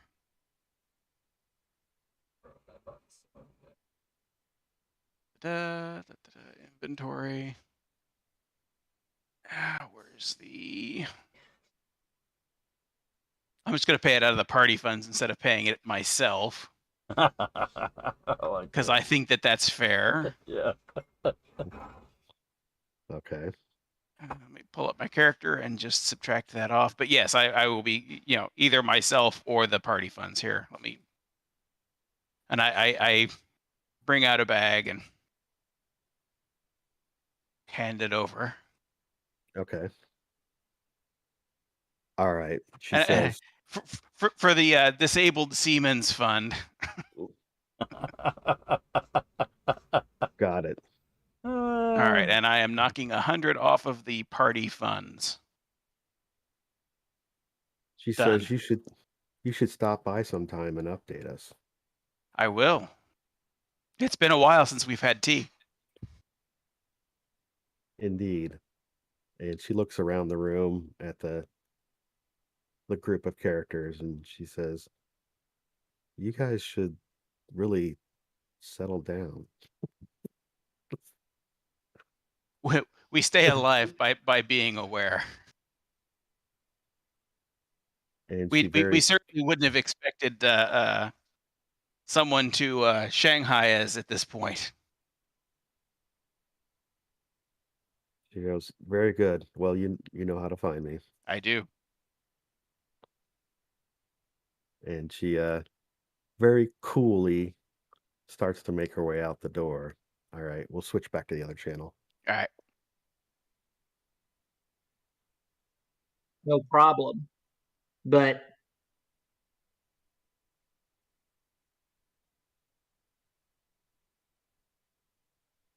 is automatic failure with that tape on yeah, physical fitness stuff. I didn't pass a PT test after they put that tape in, right? I'd have had a first class PT test in every other facet, but they do that tape and yeah, right off the bat, I failed, right? And it didn't matter what I did. We are back. It's your neck, right? It was a waste. They don't do that. No, they used to do a neck waist. If you were over the max weight for your height, they'd measure your neck and your waist and come up with Yep. your body percent fat. And so you'd get these guys that were, I mean, severely overweight with these big giant necks, and they'd be fine. Dude, I had some like weightlifters. I had some like bodybuilders I that feel like I've come into a whole nother round of thieves' that candy. that could not Yes. pass the tape test. And we were like, "Are you kidding me? Wouldn't you like this guy to fucking carry you?" Right. No, the Air Force was very much that way. Well, Hey guys. We're back. We're back. So, Ray and this mysterious woman go on for a fair bit of time. It's a long, drawn-out story having to do with goings-ons at the harbor and what was going on with the ship and some of the crew, and then Ray pulls out his purse and gives the woman some coins, and she looks around the room, she pockets the coins, and then she starts to just make her way towards the door. I sit down and pour some wine. Uh-oh. Anyone else? Depends on what you have to tell us, Ray.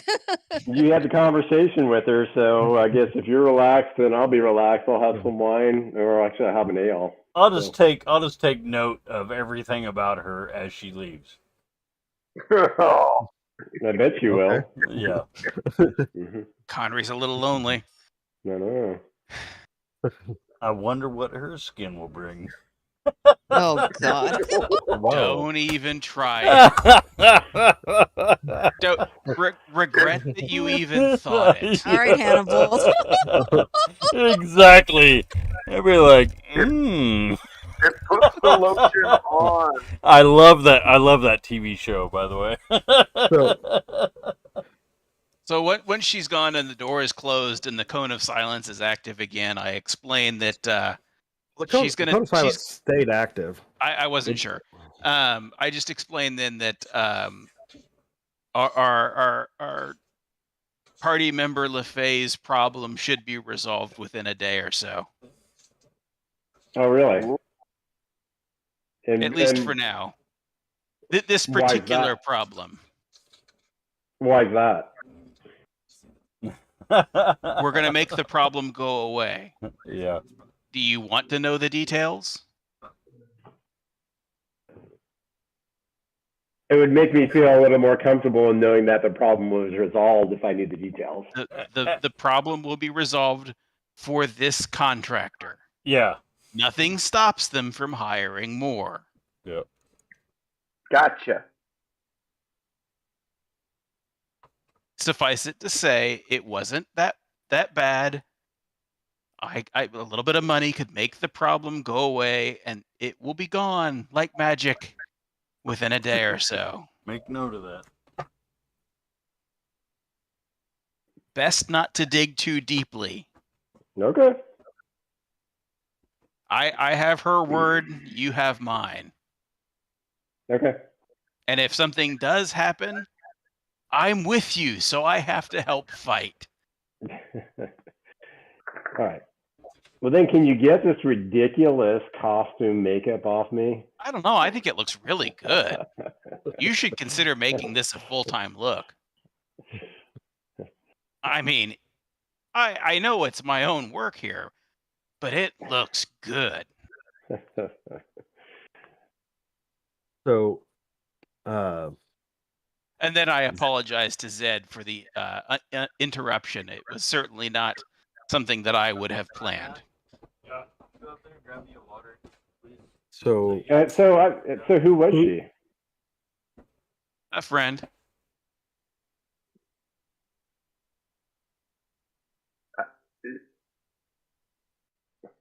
All right, you don't seem to want to disclose much, so I guess I'll let it be.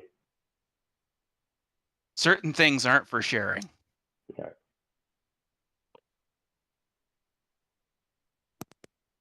Well, Zed arches an eyebrow and says, "Very good." Looks around the room to see how you all are reacting at this point. I'm having some wine to take the edge off of nearly having a close quarters, enclosed fight with Uhtred and LeFay on one side of me, and a wizard and a badass on the other. I'm just glad I wasn't the meat in that sandwich. I think she's an adrenaline junkie, whoever she is.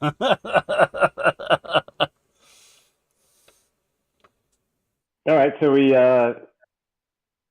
need to finish our business with Zed, right? We do. Yeah. So. Oh, he says, "Back to business, I suppose." On that note, how did it go? I guess I will start by recounting the unusual encounters that we had involving harpies and displacer beasts and some hobgoblins that had corralled kobold tribe into their foot soldiers, just so that he's aware of the monstrous activity to the north. Knowing that displacer beasts or harpies are around is always interesting news. And the brothers, Well, the dwarven brothers. Yeah, I'm going to get to that, but I was starting with the stuff that we met outside. Yep, the bloodhawks, the harpies. The bloodhawks, the harpies. Yep. Speaking of which, Connery has some quills you might be interested in. Oh yes, quills. Yeah, harpy feathers. Harpy feathers, bloodhawk feathers. He ponders that for a moment. He says that's I suppose interesting. He says, "No, it doesn't entirely surprise me that when you get up into the Nether Mountains, like where you were, that all kinds of creatures can be known to be about." Is my memory correct that we hit the displacer beasts in between Kelb and here? No. It was up in the mountains? That was still on the trail down from the mountains. Got it. Couldn't remember. Thank you. No, you did not encounter anything on the road. Got it. And I'll also throw out that we did claim the skins of the displacer beasts. They're being treated now at the tannery so that they don't rot. I see. You planning on doing something with those? I'm hoping to. Absolutely. Perhaps we could discuss it after. Perhaps. Then go ahead. He says, "Very good. So what about the mine?" In the mine, I tell him about the encounters with the hobgoblins and the kobolds. I go into how we did clear out everything living in the mine,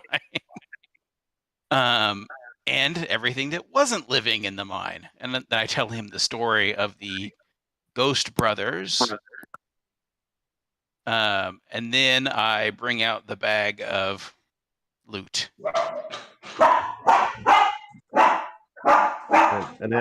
Zed's so excited he's barking like a dog. Some good loot. All right. So he looks at that and he goes, "Oh, it looks like this is going to have some value to it." Have you gone out and had it assessed? No, we came directly here. I see. Or nearly directly here. The cost of doing business is going up. How's that, you say? The encounter that we just had mere seconds ago. That was something else. Don't worry about that. Okay. But it still cuts into the bottom line.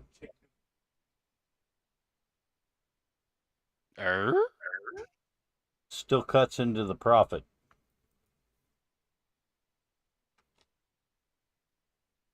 You, her, may not directly have to answer to that, but the cost of doing business is the cost of doing business.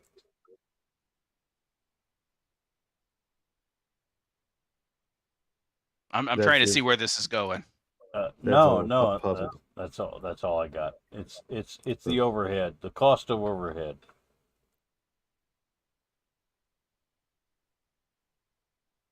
Very good. All right.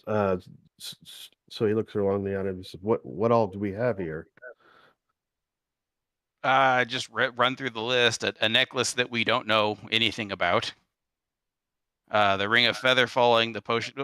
We didn't say we were going to keep anything, did we? I don't think so. No. Right.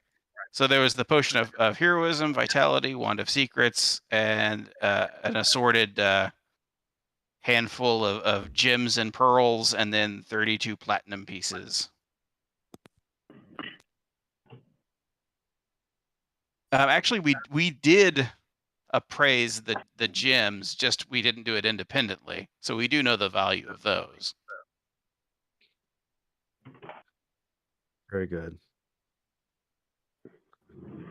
Well, so were you planning on claiming any of this as part of your part of the compensation, or were you wanting to just salvage all of it? My understanding is that no one had any interest in the items.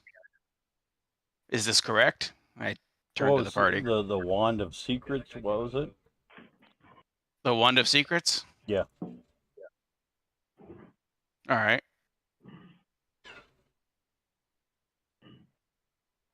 I didn't have any interest in the items.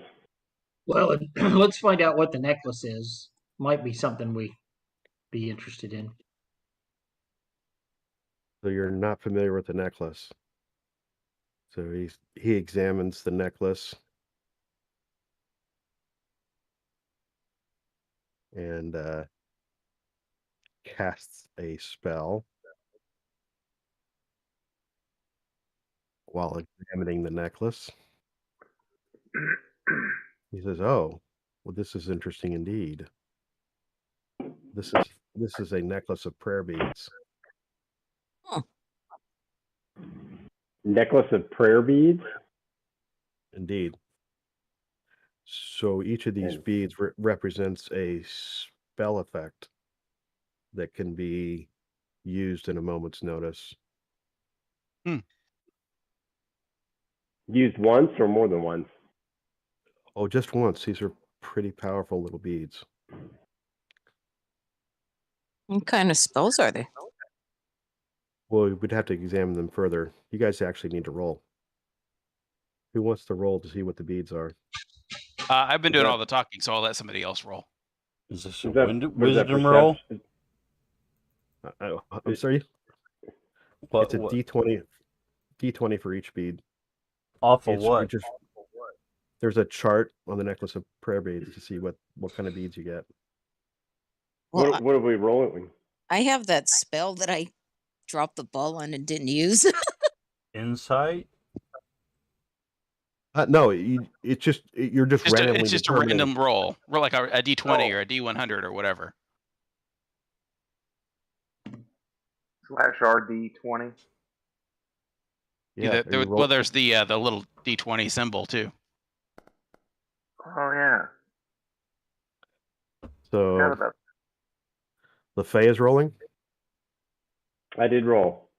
It was a decent roll. All right, so that's a bead for greater restoration. Wow. I've got that spell already. Greater restoration you have? I think we have lesser. Yeah, sorry, yes, lesser. How many beads? There's 3 beads. He's just rolled for one of them. What do? You got to swallow them or something? No, Not you yet. have to insert them. Yeah. Oh my. Yeah. A little Not bit yet. of you know, So, so I can show you a picture. it depends on your proclivity. At least you can't be robbed. Yeah. So, can any class use this, Howard, or is it just No. a cleric? There are several classes that can use it. Cleric, druid, Cleric, probably. Druid, Paladin. Okay. Druid Paladin. So that would Should I- mean LaFay could use it. LaFay could use it. Yep. Should I keep rolling for the other Yes. You beads? need to determine what the other two beads are. Well, I have that spell that I didn't use. That is a second bead of Greater Restoration. Oh my. That would be handy. So, Anna, what were you saying? You've got something that you didn't use? I have to. No, you I don't She need has it. identify. She could have To identified it identify, all yeah. along. Yeah. You just need to roll one more time, Jason, and we'll see what the last spell is. And that is a curing bead, which can either be a second level cure wounds or a lesser restoration. Okay, I've got both of those. Yeah, but you could use those instead of using Yeah. a spell slot. You can Right, use right. them. Yep. You know, instead of those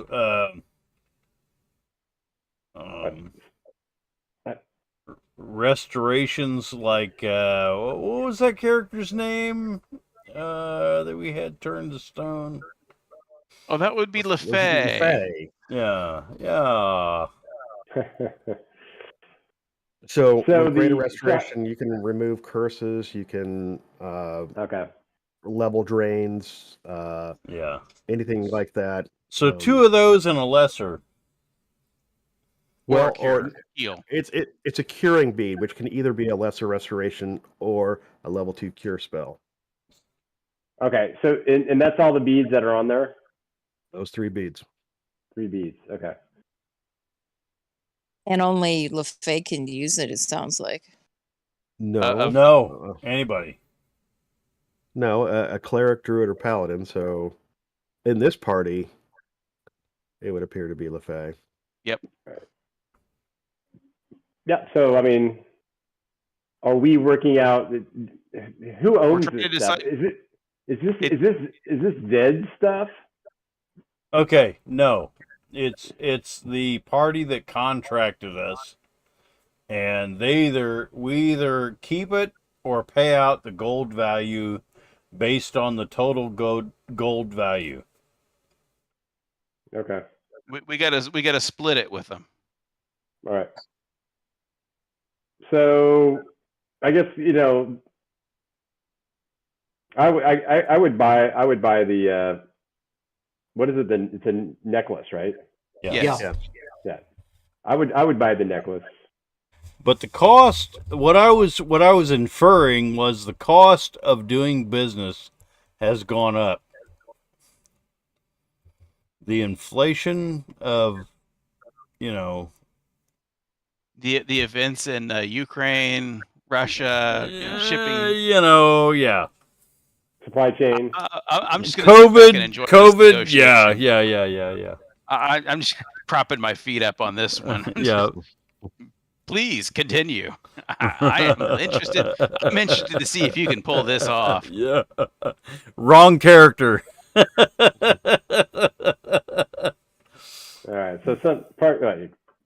So something in the conversation that we didn't hear, you're trying to convey to us. Is that where we're going with this?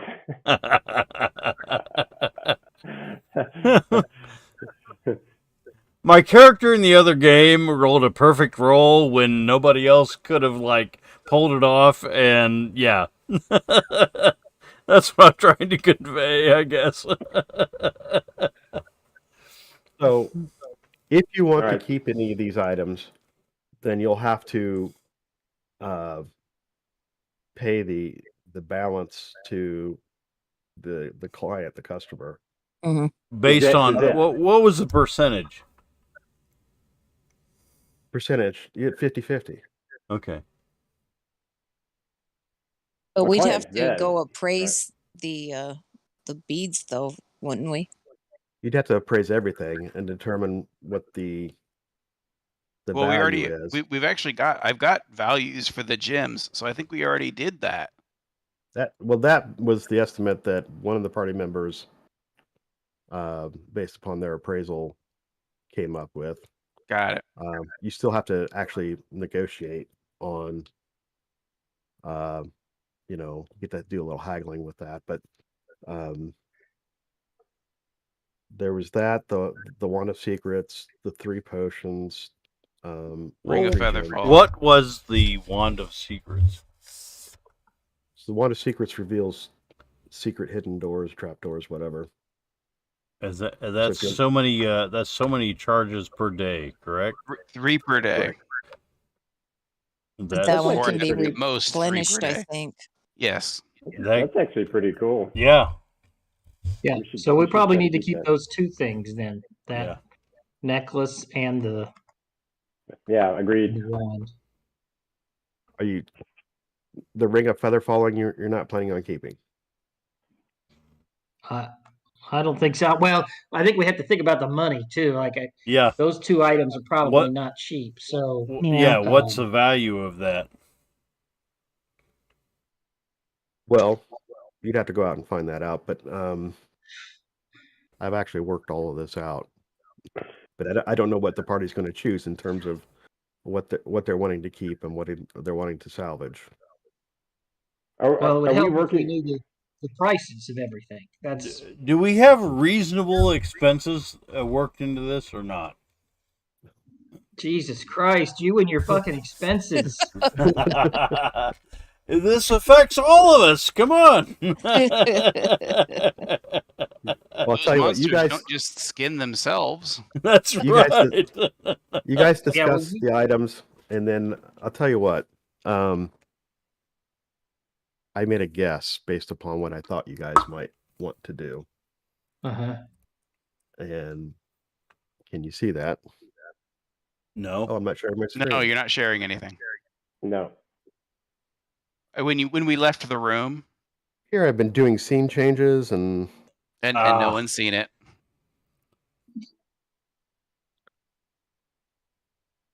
I'll let you examine that while I can't see it at all. I can see it. can. So the wand is okay. There's a lot of stuff in here that we don't have. Like that potion of Hill Giant Strength. We don't have that. Yeah. That's 6,000 gold pieces? Is that what that is? For the necklace of prayer beads? Apparently so. Restorations is very expensive. It's a high level spell. Well, I don't know who's got that kind of money. I don't. Well, that's the thing is we pick what we want to keep, and then as long as it's 50% of the value, then we're fine. Right. Okay. It's if we want to keep more than 50%. Yeah, I got it. So it looks like the Wand of Secrets is 500 and the Prayer Beads is 3,000. What's the total? That we would get cash on top of that. Yeah. All right, let's do that.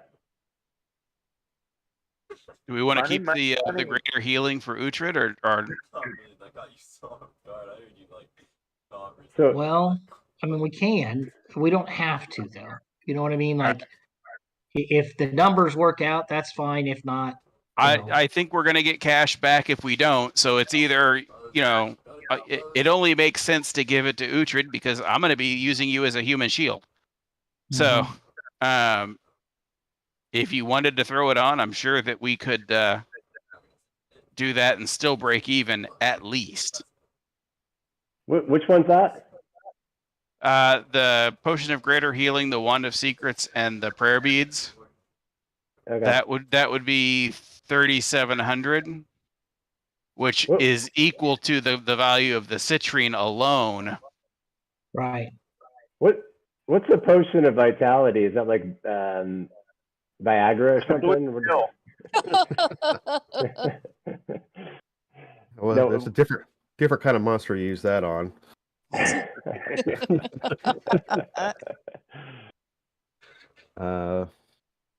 is the potion of vitality? We identified it, so let me tell you, it removes any exhaustion and cures any disease or poison affecting you. For the next 24 hours, you gain maximum hit points for any hit dice you spend. Wow. Yeah. Well, that's not lesser restoration could do most of. You're right. Right. But yeah, I agree. So yeah, I don't think we need that one. So yeah, I agree. Necklace, wand, and healing. The greater healing. Yeah, I think that's. And then what do we get back? What's the balance on that? All right. Well, so you're saying you want the Ring of Feather Falling? You're not wanting to keep? No. That's true. Yep. Okay. The Wand of Secrets you're keeping. Correct. The Greater Healing Potion. Kevin, if you have your receipt, we can scan it and then Keeping. get credit for your place. The Potion of Vitality. You said you were going to salvage that? Turn in. Yeah. All right. The Potion of Heroism. Turn in. Okay. And the Necklace of Prayer Beads you're going to keep. Keep. Why is the Black Pearl being kept? I don't know. Okay. Based upon that, you would actually clear a fair bit of cash. Well, we could keep some of those. Here, let me zero out the rest of these gems. We could keep those healing potions. Unless you're talking about the stuff.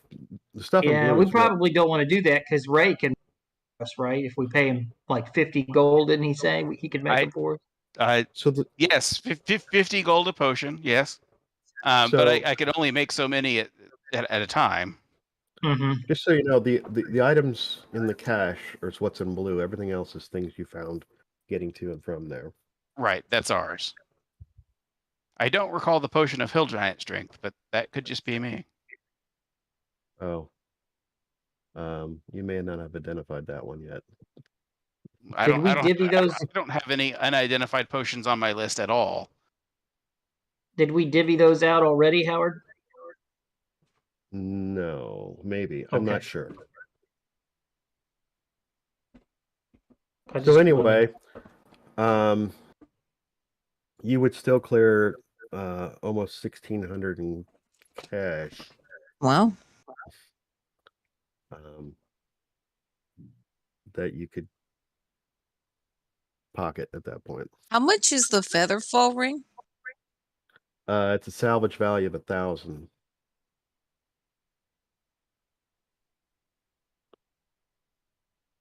It's worth 2,000, but for your purposes, it's 1,000. You can move either way.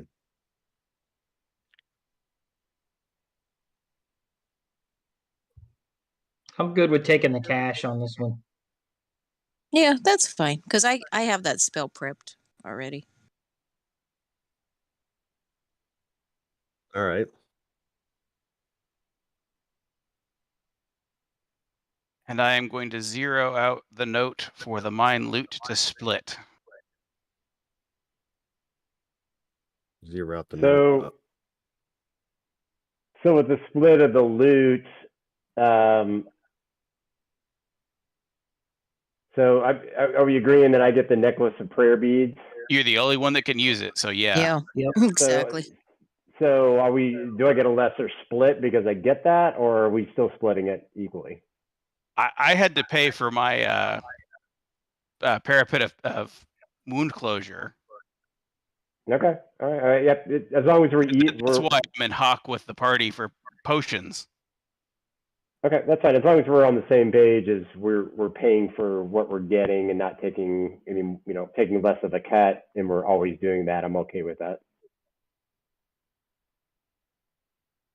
So I guess that's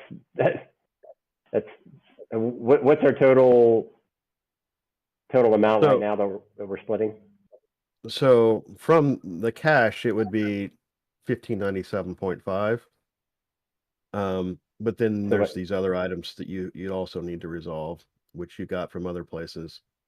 There is one other item in here you probably need to pay attention to. Great sword. I can't really use it, so. I'm certainly not going to use it.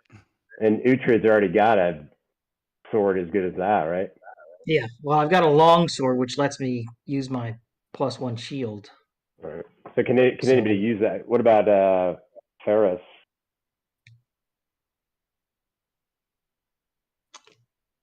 Is that a useful thing for you, Ferris? That sword, great sword. No, I already have a melee weapon. Really, I'm gonna stick to just longbow, and if I gotta bring out a mace, I'll bring out a mace. Yeah, if we had something that was versatile, right? Don't get me wrong, I hate to give up a +1 sword, but the fact that it's not versatile and so nobody could use their shield, I don't think it's taller than me. I can't use it. And if I used it because I'm not proficient in it, then it takes away its advantage, right? You would roll a disadvantage. Right. Roll a disadvantage. Okay. All right. So yeah, it's useless. So let's sell it. Okay. Is Zed interested in buying that? No. Who's going to hold the Wand of Secrets? Is there any limitation as to who can use that Wand of Secrets? That doesn't seem to be, but are only spellcasters allowed to use wands in this game, Howard? Not certain. I am. Reply hazy. Try again later. Those Zork, anybody? Wand of Secrets. Does not seem to have a class limitation on it. Well, I don't know. It would make sense for the rogue then, for Ray to have it. It would also, Connery hasn't gotten very many magic items, has he? Not particularly. Yeah, he keeps getting the animal items. The skins, man. The skins. And maybe our bard, I don't know. She doesn't have. Does she have any magic? Who had the mirror? That's other games. Other games. That was the the okay. Other one. But I have the light globe, right? For this the drift globe. Yeah. Yeah. So maybe Connery, would that be something you're interested in? That'd be more roguish. Yeah, you think Ray? Yeah. All right. I'll add it to my list as party gear. All right.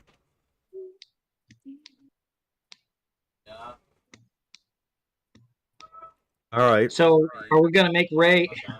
I'm not trying to be an ass here. Are we going to make Ray pay for that then? Out of his winnings? I don't know. That's party gear. I'm just carrying it and using it. I didn't ask for it. Yeah. That's all true. That's party gear. Yeah, but I mean that prayer beads thing. He's going to cast those on the rest of it pretty much, don't you think? So I know. That kind of party gear too. Yep. Yeah. Yeah. I'm going to save your asses with it. Yeah, you're the only one who can save our butts with it. Jason, you're our only hope. Right. Really, literally. All right. Yeah, I'm okay with that being party gear. I mean, he's not gonna probably use it on himself. It'll probably be used on Uhtred, if anything. You never know. He gets I mean, lonely I and might. drunk at I watch and just starts pulling beads. I just want to be. Mike, I just that want to is be so uniform. wrong. That is so wrong. I just want to be uniform with how we split this up here. Yeah, I mean, it's- I'm okay it's- with that. I'm okay with that. I think if it's beneficial to the party as a whole Yeah. more than it's part of the group. I don't know. It's kind of a tough call. Yeah, I'm I don't okay with that. disagree.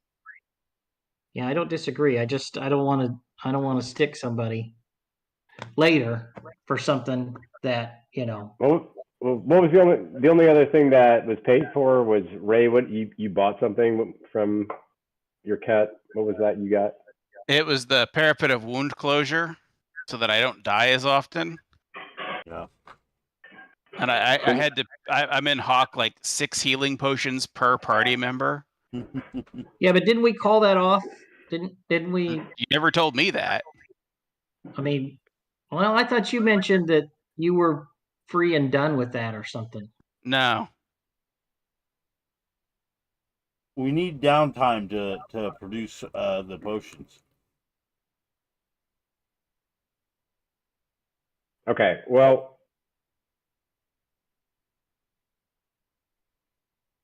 I mean, I don't mind paying if you want me to take the necklace of prayer beads out of my cat. I don't care. It's not that big of a deal. No, I don't think you should. Well, why don't we just say that Ray doesn't owe it? I'm fine with that too. Yeah. Is that kosher, Ray? Yeah. And then we'll let LaFay have the prayer beads. Right. And it's not like and I Ray wouldn't can be have- making potions for you guys anyway. That's right. No, and that the parapet, we've been passing that around. Yes, we have. Since it doesn't need attunement. It does. We were passing it around, not realizing that it had attunement. Oh, okay. Now that we realize That's that, why we we're stopped. not going to be able to do that. What does that mean? Attunement. You have to take a. Well, I'll let Howard do it. So certain magic items get bound to you personally. In order to use them, you have to attune your body to using them, and then it becomes exclusively your magic item that only you can use. And you have a limitation that you can only have 3 attuned items at once. All right. So that means only Ray can use it then for himself. Right. The parapet, yes. He had to attune it to himself, but now he gets the benefit from that item. Okay. Well, that's fine.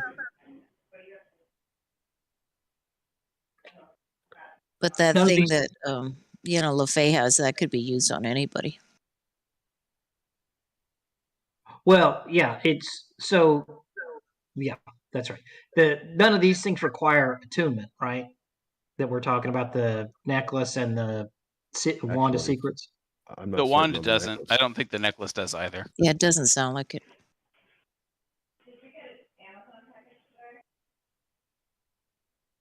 All right, so I'll do the necklace. Who's got the wand? Ray. Everybody was saying that I should take it. Okay, all right. And then, what did you get, Uhtred? You got whatever you got, right? Uhtred got a potion of the potion. Okay. The healing potion. Yeah, he got shield. He got shield regenerator. Okay. And so then we have the other items that we're going to sell. The necklace does require attunement. The necklace does require attunement? Yes, it does. Oh, wow. Well, that's fine. Nobody else is going to use it. Nobody else can cast a spell. I can. Yeah. So, so we need to go find Zed. Zed gets 50%.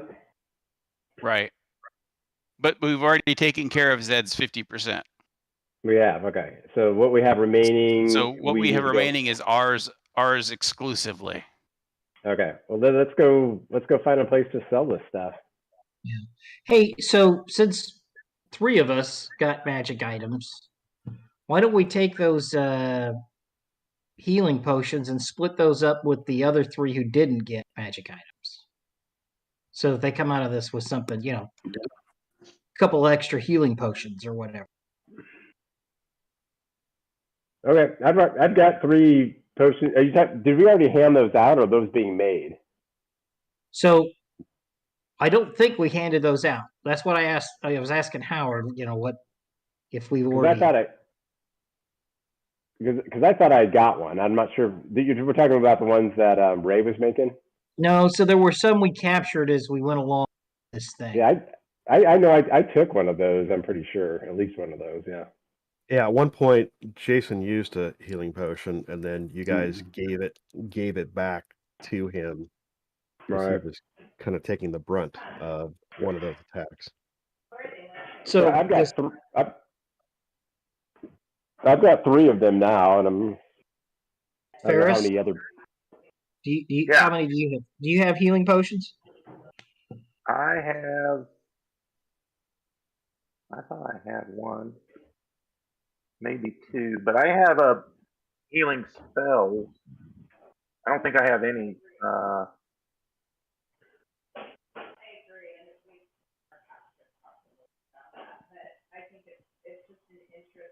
Should be in your inventory. Yeah, I'm looking right now, and I don't see. I do not have potions.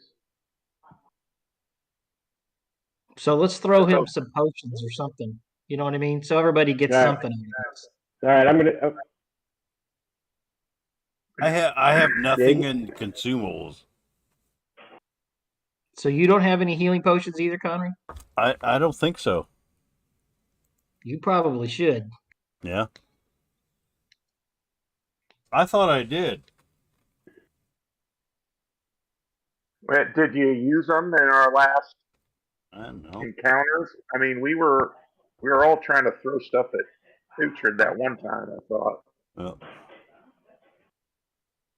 Well, I'm happy to give somebody a potion. So why don't I? There's a bunch on the list here of stuff we gathered. Oh no, okay. I do have potions.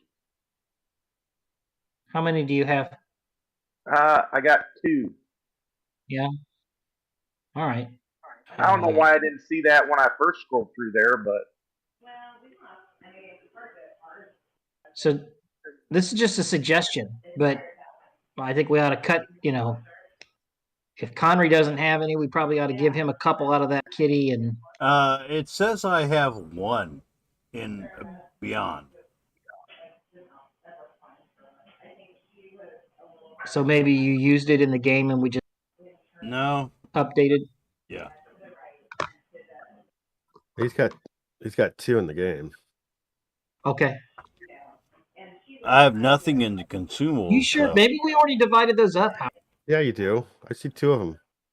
Okay. Well, all right. Do you have filter on? I don't think so.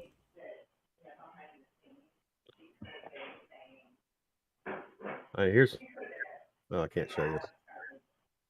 I'm seeing 2 potions of healing. I see 40 arrows, some poison, rations, torch, antitoxin. You've got a lot of things in consumables. In mine, I have nothing in consumables. In your you foundry? Probably got it filtered. Yeah, I think you got a filter on. That's got to be what it is. All right, very good. All right. So what I take away from this is you guys are going to salvage everything you didn't name to me. Did I understand that Anna was going to go around and negotiate on the party's behalf? I believe that that's correct. Anna, you want to do your persuasion roll to see how good your haggling goes this time around?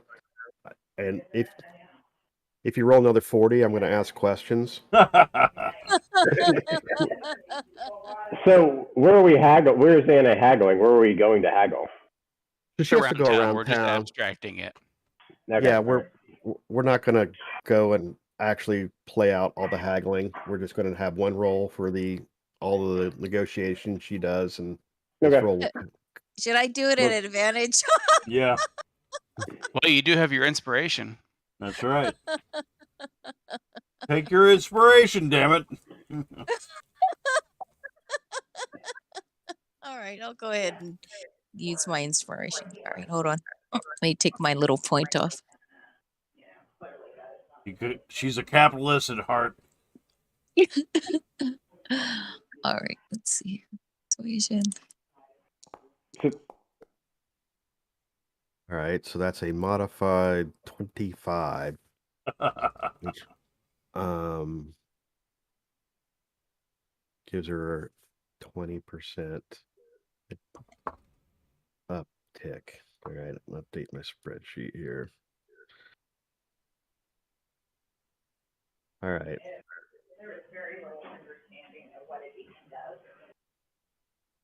That's actually going to slightly decrease your gold on the split, but it's going to increase your gold on the other items that you sell. So, Okay. because the salvage value of those gems go up, so that really helps. Okay. So you're going to clear 1470 on the cash items, but then okay. On the rest of those items, are there any of those other items you're going to keep?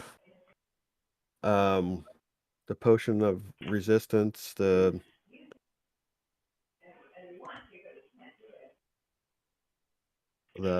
scroll of bless. Well, the scrolls, that sounds like something that our druid friend might want. Yeah. What is that one? So, Scroll of Bless. Yeah. Yeah, I think he's the only one that can use it. I'll highlight some items here.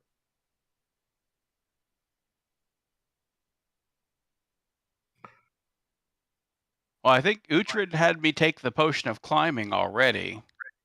No, that was my potion of climbing. That was your potion. So this is another potion. This is another potion of climbing. All right.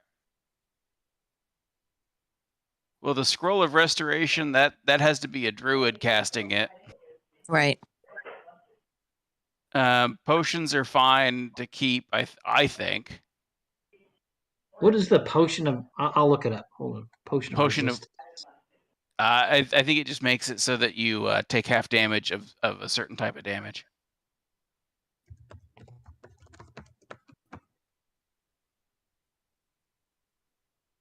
The great sword is Yes. no use to me. So, I mean, if you guys want to keep it, keep it. If not, sell it. No, I don't think anybody wants it. Sell it. Which one is that one? A great sword? The +1 Oh, great sword. yeah, I don't think I can use it. No, I don't think so. So what is the scroll bless? It's just the bless. The best spell. What's that? It casts the bless spell. Yeah. And that way you don't have to use a spell slot to use it. No. I think that should probably go to you too. Yeah. I mean, I don't have that spell. Yeah, is that a cleric only spell, or is that something that yeah. the druid can use? Or a bard. Bards can use bless? I mean, I don't know. That's what I'm asking. No. I don't think so. Because I think that's like a kind of a more of a religious thing. Cleric, paladin, or anyone with the life domain.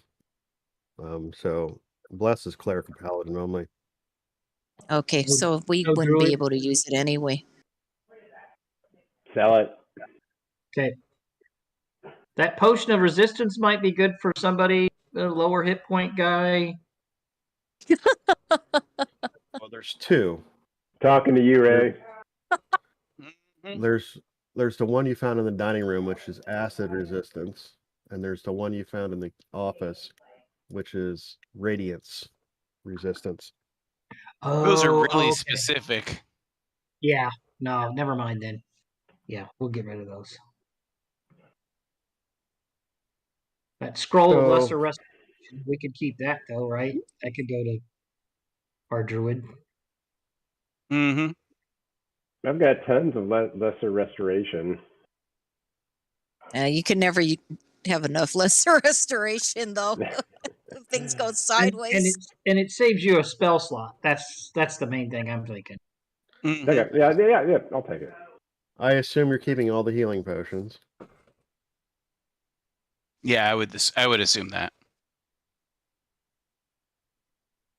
And what about, you said you're going to sell the resistance potions, right? Yeah. And you're going to sell the greatsword. Yeah. So Hill giant strength, anybody? you said the scroll of I'll keep the ink. Well, I didn't. The ink and the paper I'll keep. Okay.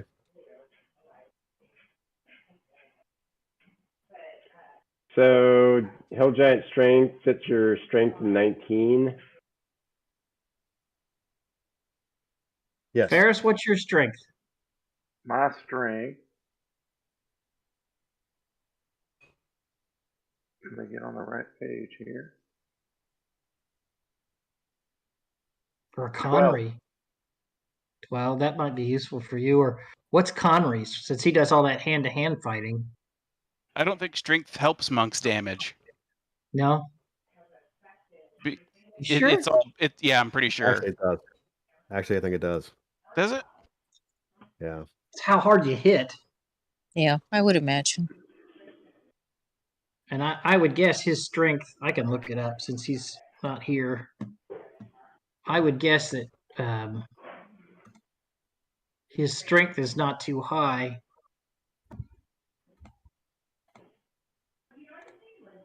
Mine's 10. Would it mess with his other abilities being stronger? Or attributes? I don't think so. I don't think so. Yeah, I'll pick it up for him. Yeah, it is worth what? Yeah, his strength is 9. So Oh, if he went wow. from 9 to 19, that'd be plus 5 to every hit he makes. That would be a big force multiplier, I think. Yeah, let's keep it. That's like a one-time use thing, though, right? Yeah. Hey, Matt. Yeah.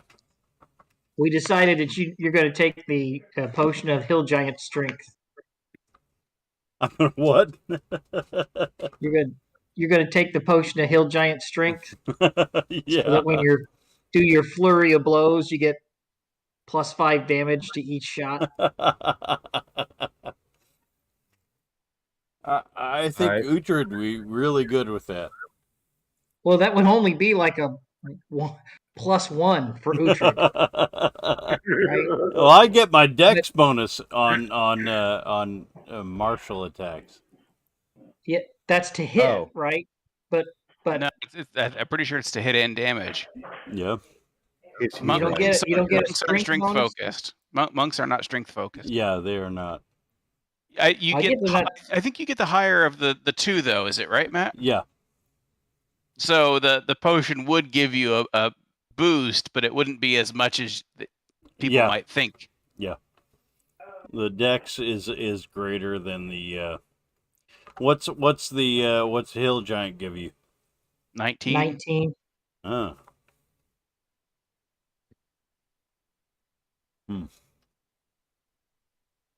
Sell it. All right, then we'll sell it. I mean, unless Connery really wants it, I'm good if he wants it. I don't see me using it that much. So. Yeah. 19. What's the bonus on the 19? 5. Plus 5. Huh. What's your I think dex? Connery should keep it. My dex is giving me a plus. What is that?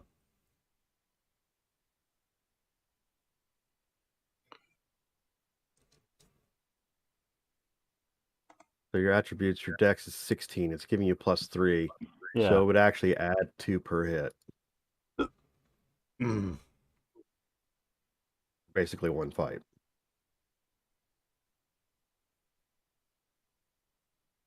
Yeah, I think he should keep it. Very limited, though.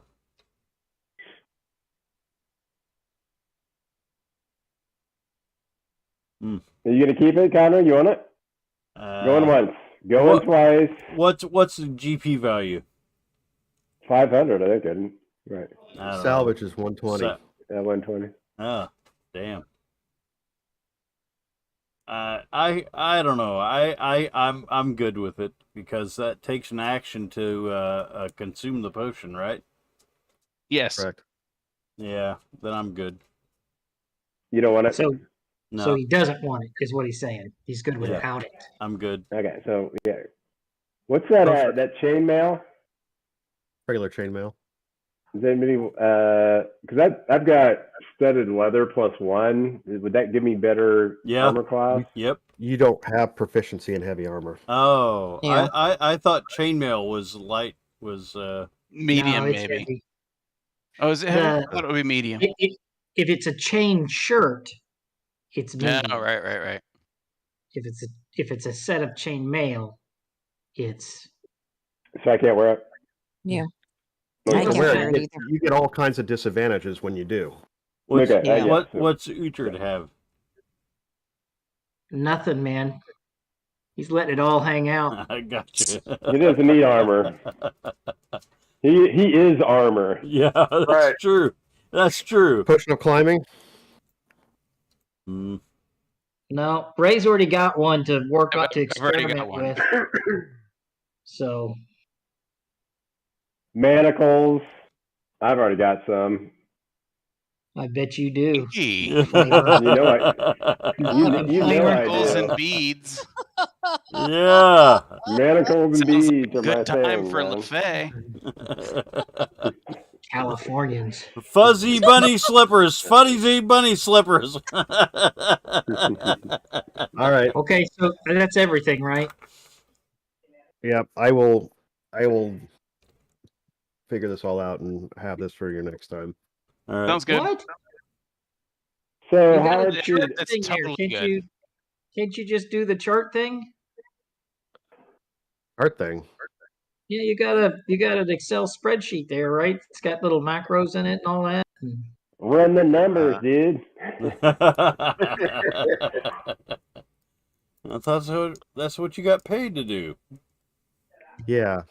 You guys are not paying me, so I'm sure we will all gladly chip in 10 gold pieces for your effort. all right, very good. So with that out of the way, So sorry, Howard.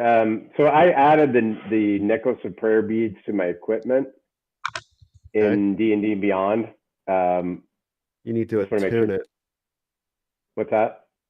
You need to attune it. How do I attune it? It's down at the bottom of you scroll down. In D&D Beyond? Yeah. Yep. In the equipment section, scroll down. I believe so. Let me see here. So you click on the object, and then down at the bottom of the description, there's an attune button. Okay. And you'll know it works because it adds a triangle with an A next to the item. Yeah. Okay. Got it. All right. What was the other thing? Was there another thing that went to me other than the necklace? That scroll, I think. Yeah, the scroll, right? What was that? And you don't have to attune the scroll. But that was a scroll of is that in the is that if I search for that in the equipment, does it come up?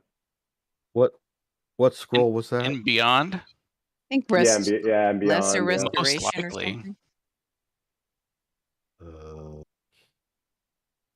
Oh, yeah. Scroll. Scroll lesser restoration. Yeah. You gotta smoke that scroll, or you gotta. So it doesn't come up as a discrete item, but it would just be a spell scroll of blank level. Yeah, what level is it? I have no idea. It's for lesser restoration is second level spell. Yeah. So I would just add a second level spell scroll. Yeah, and you'd have to change the description to note what spell it is. There's a way to do it. I haven't figured it out, but there's a way you can actually give it all the properties of the underlying spell. I see. Edit the description. Okay. Customize.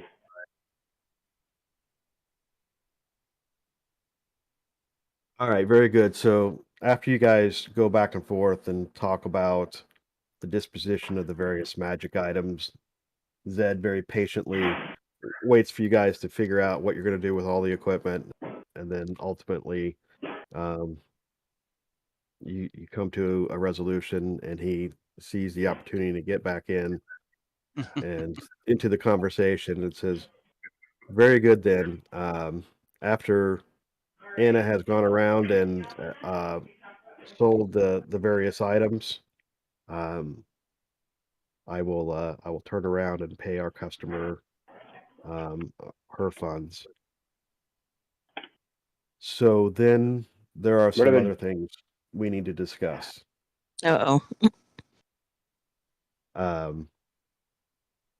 He says, I think given our recent encounter with Ray's friends, that I'm starting to lose some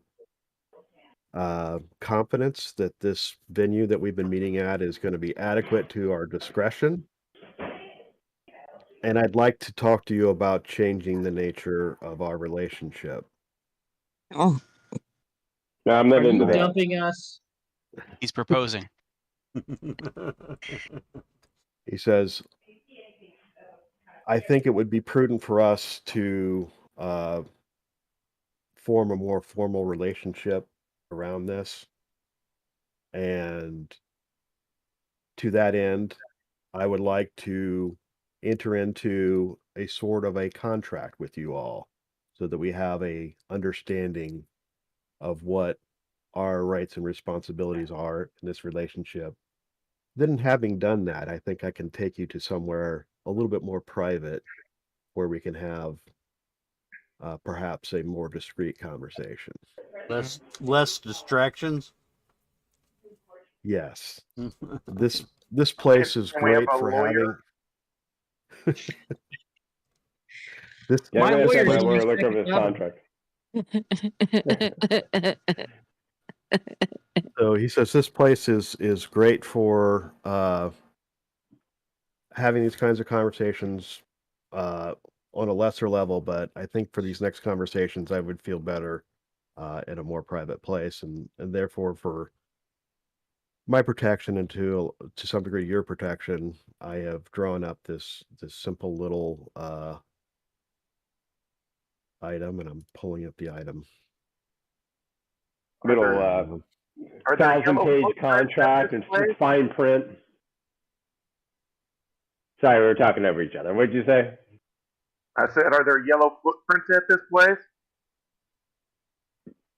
There's a Get PDF. on the yellow So footprints. let's take a look. So he And pulls out a NCRD? scroll. Yeah. He pulls out a scroll and lays it on the table. Be it known, this instrument is to serve as testament to the agreement between the wizard commonly known as Zed, as employer. There's a lot of fine print here. Yeah, it's kind of a. I'm not gonna lie, Howard. It's a little bit hard for me to read. That's what he wants, right? Well, it's my eyes more than anything. Ray's eyes are fine. You can in Discord. I've linked it so you can open it up on a big screen. Yeah, I'm reading it there. Let's see. The adventuring company shall be named as employees. The terms of agreement are as follows as to the rights and responsibilities of the employees. They have the right to accept or refuse any specific job, but once taken, must endeavor to complete the job at the agreed upon terms of each job. Must keep the names and identity private of all customers if known. Must keep the name and name/identity of Zed private. Any loot not divided covered by the specific terms of the job, such as items found upon slain adversaries who attempt to intercede, may be claimed by the employees as spoils. Any laws of Silvery Moon broken by the employees are the sole responsibility of the employees, and Zed will disavow any relationship with any employee who gets into legal trouble with the Silvery Moon authorities. Oh boy. Employees understand that if the terms of this contract are broken, that Zed will take appropriate action to protect his customers and himself. As to the rights and responsibilities of Zed, will not take jobs from customers whom he cannot trust. Will give the employees the best information he can about carrying out the job. Will pay employees agreed upon compensation upon the completion of the job. Will protect the identity and privacy of the employees. Will not interfere with the management of the party. At least there's no non-compete. Yeah, yeah, that's right. There technically is an NDA in there. It started off sounding like a Mission Impossible job or work. So are we bound? Are we bound to work only for him? No. No. That's not what it says. So we can take any job we want, but once we take a job from him, we are obligated to complete it. Okay, but is he going to give us a kind of an overhead salary in addition There's to nothing in there about a salary. Okay, then what are we benefiting from this? And then how's this different than we're already dealing with him? We might get better jobs. So he explains, he says, this really doesn't change the nature of our relationship, except this document does give me one thing I don't have right now. He says, when you sign this, you will have to use this pen, and he pulls out a feather pen. When you do that, you'll have to put your actual name down on here. If you try to write a different name, the ink won't write. It will evaporate and disappear, and then I will know that you've not given me your true name. With this, I will know then that I'm always dealing with you and not some imposter who's pretending to be you. So I will always know that I'm dealing with the people that I've come into this agreement with. That's what it does for me. I know exactly who I'm dealing with. Does he have to sign it as well? No. Yeah, we want him to sign it as well. We want a line for him as well. That's normal for a contract. Yeah. Both parties sign a contract, right? Yep. He says I can't put my actual given name on there. Uh-oh. Then who are we signing this contract with? With me. Then you need to sign this contract. I can sign it, but I can't put my actual given name on. Then Why? Then we have a problem. So part of what I have done when I relocated to Silvery Moon is to leave my old life behind me. I've created this new identity here, and the people in this town know me by this identity.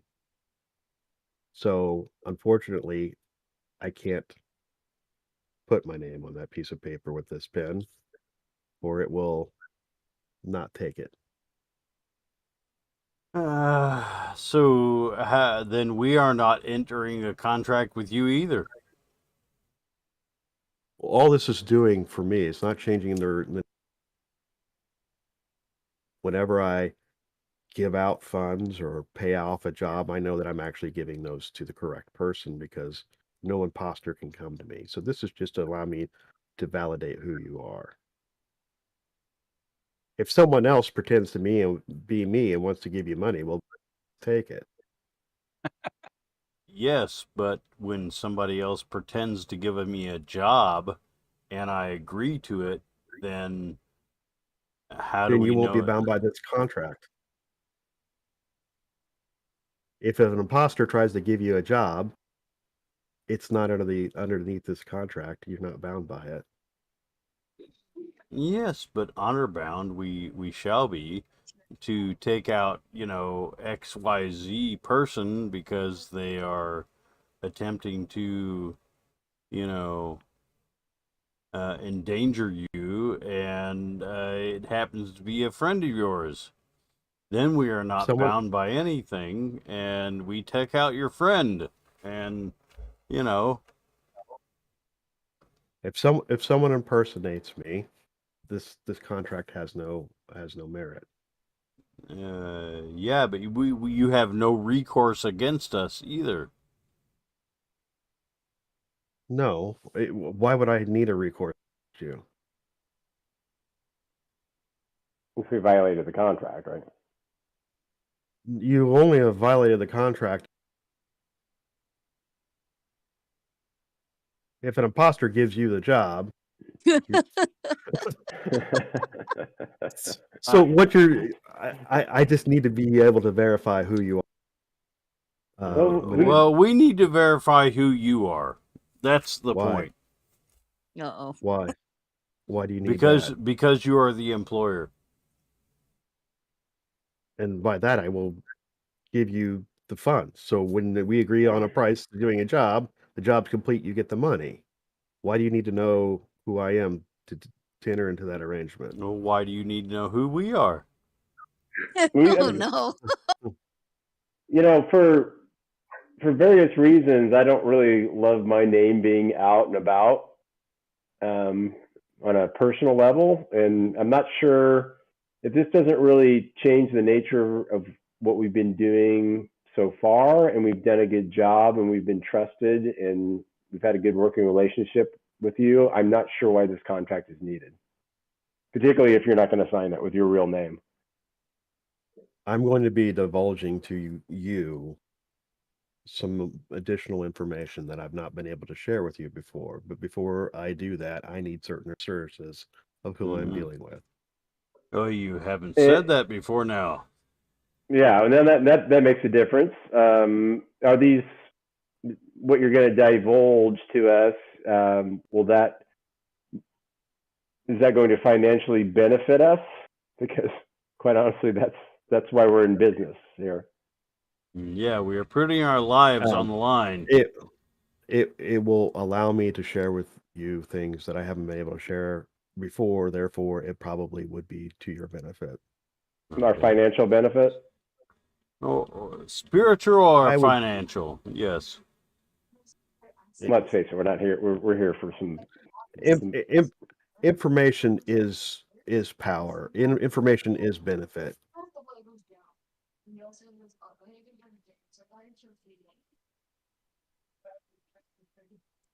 Proceed. How can we trust you that this contract's going to be held in secrecy?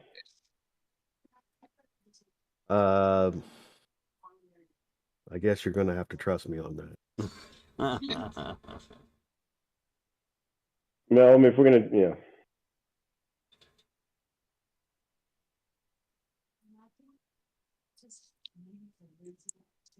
All right. Well, you guys want to take a vote on whether to sign this contract? We need to increase our stake in this as percentage-wise regarding moving forward for what we retrieve, I think.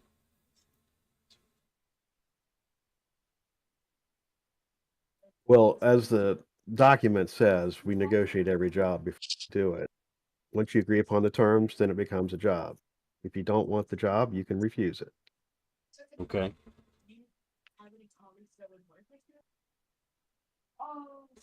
I look at everybody else. So I'm okay with it. Okay, so we got a yes from Ray. Anna, do you have any problem signing this? Nope. Yes. What about Uhtred? You're on mute. You're on mute, Uhtred, if you're out there. All right. Sorry, Well, it's good. I had a dog outburst. No, Uhtred will just do whatever the party does. Keeps his word, so he's not How afraid long to put is it on it- paper. Is there a I, set? I am interested to specified- see what happens for Ray because he has a very casual relationship with identities. My thing is, as long as the How long percentage is for the group increases, I'm good. How long is this contract, and how long are we bound by? It's All by this the contract, it's by the job, so It's you're jo- not it's bound job by to job. anything. You're not bound by anything until you take a job, and once you do that, then the terms of the contract apply to that Okay. job. All right, Ferris, what do you want to do? What do you, a yay or nay? I'll sign it. I'll sign anything. right. Connery. Connery. As long as it means an increase in the percentage for the party, I'm good with it. He's not guaranteeing that though. Well, Yeah, that's he's what saying- I'm saying. He's saying more money, not bigger percentage. More money, what? Well, more money bigger, per job. bigger jobs. Okay. Bigger jobs that would bring in more money. What percentage were we looking at before? 50-50. Yeah, Well, 50-50. No, that was for this particular job you had with. Okay, all right. So it's a good. All right, daughter. I'm looking at Yeah. more of a 60-40. Well, he said it was negotiable, so All right. that would be per job. So I wouldn't really think too deeply about that, Conry. Okay. I'm not really big on signing this contract. I'm thinking of expenses. Expenses include healing and the overhead. I'm not really big on signing it. I'm not really big on signing it just because I don't want my name out there in any kind of writing, kind of verifying my identity any more than I can. But I will sign it if that seems to be the consensus of the group, which it does. So If he applies a underlying clause that protects your identity, I would definitely put that. Well, I think we're just, he said, we're just trusting that he's going to hold this document in secrecy, and that's all we can do. I mean, I guess we can impose a financial penalty to him, but that may not mean much if I'm dead to me. So yeah. you guys might benefit from it, but I won't. Yeah. Well, you have a family. You have heirs. Do you have? I don't. You don't. Okay. No. All right. That's I'm not good. a bad idea. That's not a bad idea, though. I mean, we could ask for some sort of financial penalty if the contract was divulged to anybody else. I think that's a fair request. Yeah. I mean, I may be dead, but you guys can benefit from it. So we're going to ask him that. We're like, okay, we're willing to sign this, but to help ensure the secrecy of the contract, we'd like to include a clause that would impose a 10,000 gold pieces penalty if it's traced back that our identities were divulged through this contract. All right, roll persuade.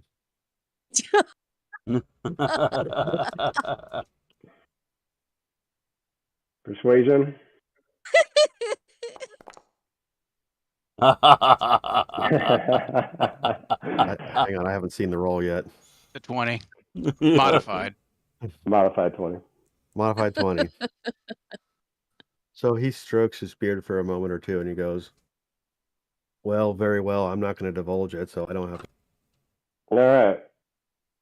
Now we just have to figure out a way to leak the contract and collect our $10,000. I'm not in on that one. All right. No, I'm just kidding. We're gonna sign it. We're gonna sign it. All right, so he holds out the pen. He gets out a little well of ink. He says, "Be careful. This ink's extremely expensive." Oops. Who takes the pen? You all I sign will. it. I So I'll will. sign it. I do. So you sign it your actual given name. Yeah. Yeah, I mean, like Okay. I said, I have a very casual relationship with it. I can leave it behind at any time. My order So gave me. I'm My order gave me even my Ray name. doesn't know what's going to happen here. So does anyone attempt any kind of deception? Nah. My deception is honest. I All right, will. so I'm gonna see if this pen works. Uh-oh. I sign it Charlie Brown. okay. Uh-oh. So you write Charlie Brown, and for a moment it kind of sits there, and then just fades. And then he looks at you. And he And I says, said, just kidding, man, just kidding. Yeah. There you go. There's my real name. All Just right. check. Just yeah.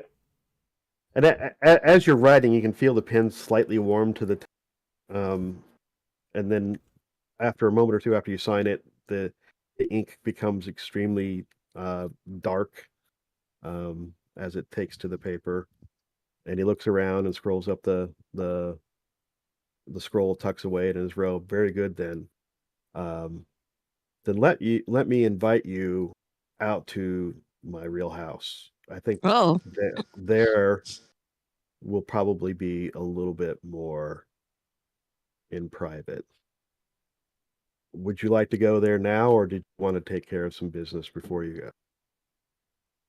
Well, we want to sell think- this stuff, don't we? I think we already did. Well, I can say that you arranged to sell it and then go. We don't have to role play out the. Oh, okay, all right. So you Okay. take care of disposing of the items that you're carrying that you're not keeping, and then you agree to accompany him to his house. Sure. Yeah. It's probably a good idea for LaFay to Oscar to leave town for at least the night. Do you feel like Things are you're being stepping into a arranged. panel van? This is free Well, candy. Free beads. Oscar's no more, right? Because I've been guaranteed my safety at least for now, right? Yep. Well, I mean, uh-oh. I said by you. I said within 24 hours. Yeah. 24 I hours. didn't say it was remember. instant. I never said it was instant. I don't remember anything about 24 hours. Where did that come from? That No, was I within do. 24 hours. Was it Go back 24 and hours? look at Really? Yeah. Go back and look at the Oh. tape. Yeah. Yeah, Alright. I remember him saying within the next 24 hours, threat will be gone. Okay. Yeah. Well, I don't want to. I'm going back to LaFay for 24 hours then. Yeah. All right. So he gets up and slowly leaves the bar. When he gets outside, he gets a horse that's tied up outside, and he very gingerly gets up on it and says, "Forgive me, walking long distances with my knees and my hip. It's just hard to do. So I usually ride a horse through the city." Mm-hmm. And then he slowly walks the horse so that you can keep up. Oh, well, of course, he picks up his cone of silence, and as he does, the sounds of the bar come spilling back in. Mm-hmm. And then you find yourself back into the city.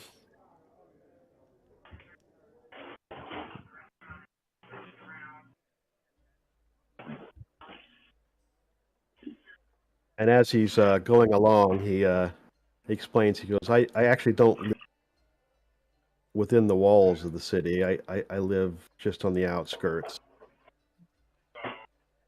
Mm-hmm.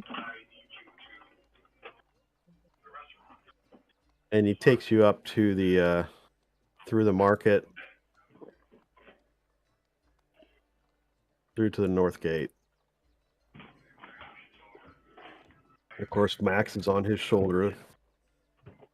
After getting outside the gate, um, he picks up a road that leads kind of north and slightly to the west out of the city, and it goes through what could only be described as a kind of a suburban surroundings. A lot of farms are out there on the outskirts of the city.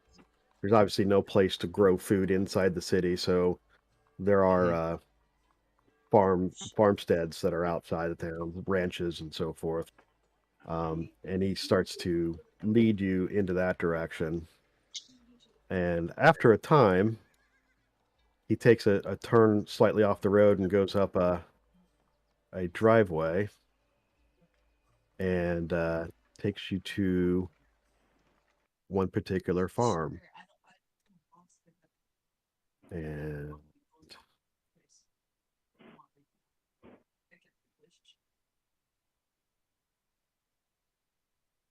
clear up the screens here.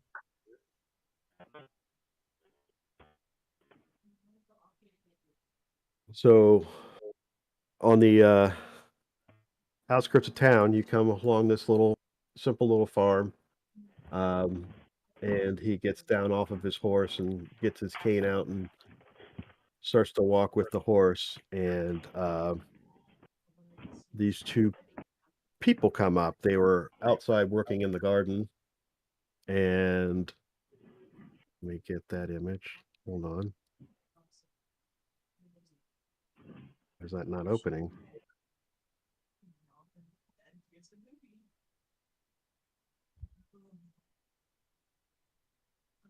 Is that coming through? Mm-hmm. Yeah. So he I'm not seeing walks anything. over. Sorry. I'm seeing it. It's in the shared stream. Yeah. Oh, in the stream. Okay. All right. Yeah. Bouncing back and forth on me here. Hold on. He's just keeping you on your toes. Wait. Okay, back here. Okay, got it. Thanks. So he introduces you. He says, folks, these nice folks actually run my farm for me. They live here and they run my farm. Their name is Ludolf. He points to the man, and Athalia Mildsong. Uh, they do a good job of running my farm for me. Obviously, physically, I don't have the ability, so I let them live here and run the farm and take the profit from the farm. And in exchange for that, Athalia makes some nice food for me, and I get to live here, enjoying the benefits of rural life here. And the folks uh, nod and politely introduce themselves, and the gentleman gives his hands out for a handshake. Shake. And Shake his then hand. he explains to them. He says, "I'm going to be going off to my little house to meet with these folks. Pay us no mind." And they smile and nod and go back to their gardening. Mm-hmm. So he leads you into a small little house. The bigger the house appears to be where the farmers live. He has this little house, and he goes in there, and Max goes in with him, and he invites you in. Inside, it's a quaint little farmhouse with nothing distinguishing about it. It's got a fireplace, a couple chairs, very small, very sedate. And he says, "Well, now I need to explain to you the reality, where we are and what we're doing. And to do that, I need to explain how Silvery Moon works a little bit. You see, there in the city, the mythals kind of run how things are. The mythals change what you're able to do, and with that, um, you're very limited as to the kind of magic you can practice within the city, if you understand what I'm saying. Mm-hmm. Out here, there aren't any restrictions like that, so I prefer to live out here. I do a little bit of research in my place, and uh, like to keep my research kind of private out here. I hope you all understand that. He looks around to see if you're agreeing, accepting, questioning. It's not necromancy, is it? You actually ask him that? Well, he's talking about, he's being all mysterious about, I choose to perform some magic that isn't allowed in city limits. He gives a wry smile and he says, "No, but oddly enough, they don't seem to have a problem with necromancy inside the city. They actually teach it at the university. Yeah, Um, that's true. it's, um, necromancy is a bit of a misunderstood magical art. It literally has to do with magic of the flesh. Healing is actually necromantic magic. Most people don't understand that, so it is a little bit misunderstood. Yes, there are necromancers who practice at a very dark version of necromancy, but no, that's not what I'm worried about in my work. Um, he says, let me show you my little workshop," and he opens up a little closet door, and he says, "I keep it out in the old silo, where I keep my workshop, and it's just through here, but I should caution you, when you go through here, it's probably gonna feel a little bit odd, you know, because you are actually passing through, a portal." And then he starts to walk through, and he just seems to disappear into the closet, Mm-hmm. leaving you guys standing behind him in the room where he was. Yeah, I'll walk through. Not it. I'm not worried about magic. All right, so very good. Ray, when you walk through, you kind of feel like you're lifted up and you feel lighter than air. And for a moment or two, you feel like you're in the middle of a void. And then all of a sudden, you appear elsewhere. And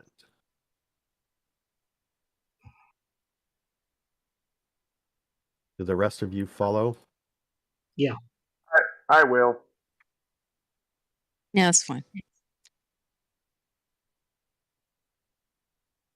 So when you get there, the space is a lot bigger than what. Bigger on the Um, inside. Yes. You all now see the screen?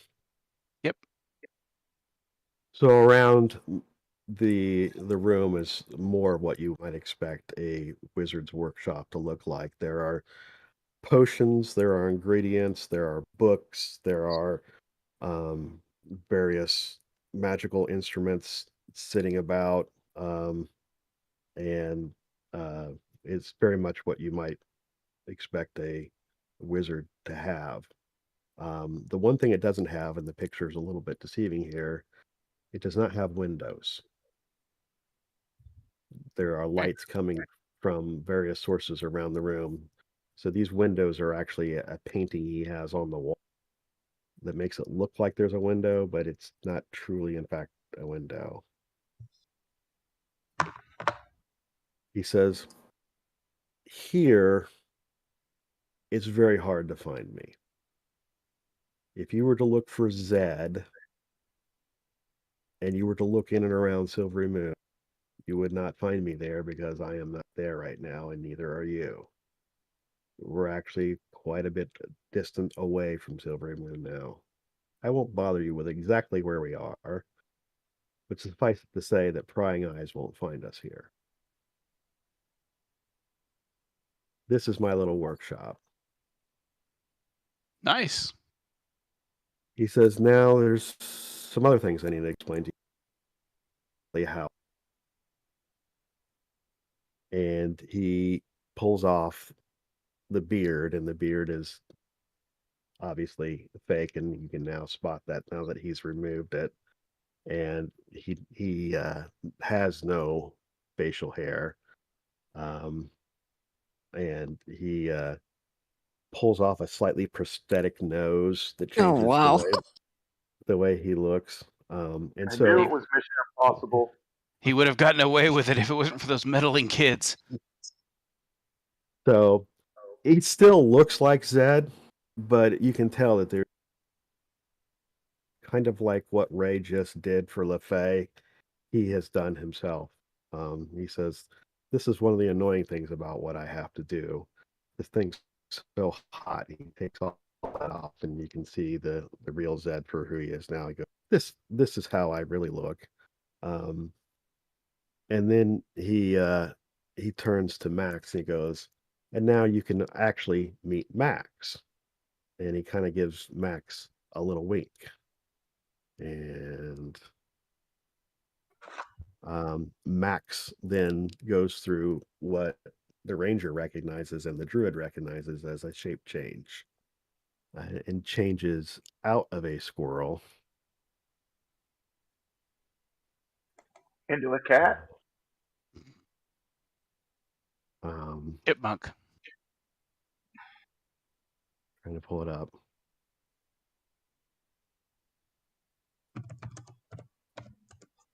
Oh, Red And Fred. there, about a cat size, is a small dragon looking creature. A pseudo dragon, then. It is a pseudo dragon. He says, this is Maximilian's real form. You can understand why he doesn't look like that when we're in the city. Indeed. He's been my companion for a number of years. He's been very loyal and very helpful as we go through our travels. So now you understand why I had to understand who exactly it was that I was dealing with. Like you, I have a sordid past, and I have given all that up a long time ago, and now I just want to lead my quiet, sedate life with my farm in my country setting and be left alone to live out my years in relative peace and quiet. And if people were to find out who I really was and find me throughout my quiet, peaceful life, the Can only reason understand I that. the only reason I've been doing these jobs is because these people have come to me seeking help, and I know that I can help them, but I no longer have the body or really the heart to be doing what you guys have been doing. So I prefer to give the work to you all. So this is my revelation to you. Now I hope.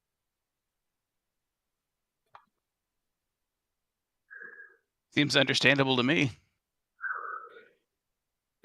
So very Yeah. good. Now we must discuss what we found in that last adventure. He says, this little vial that you guys brought back is most interesting. I'm going to get the picture of the vial up. Bacon Ranch? No. So recall from your trip down into the crypt where you brought back a vial with a blue liquid in it. And I'm trying to get the image to come up. And we gave him that liquid, obviously. Yeah. Okay. He said he could not identify it, and he said he wanted to take it to the university to research. And I can't find it. There we go.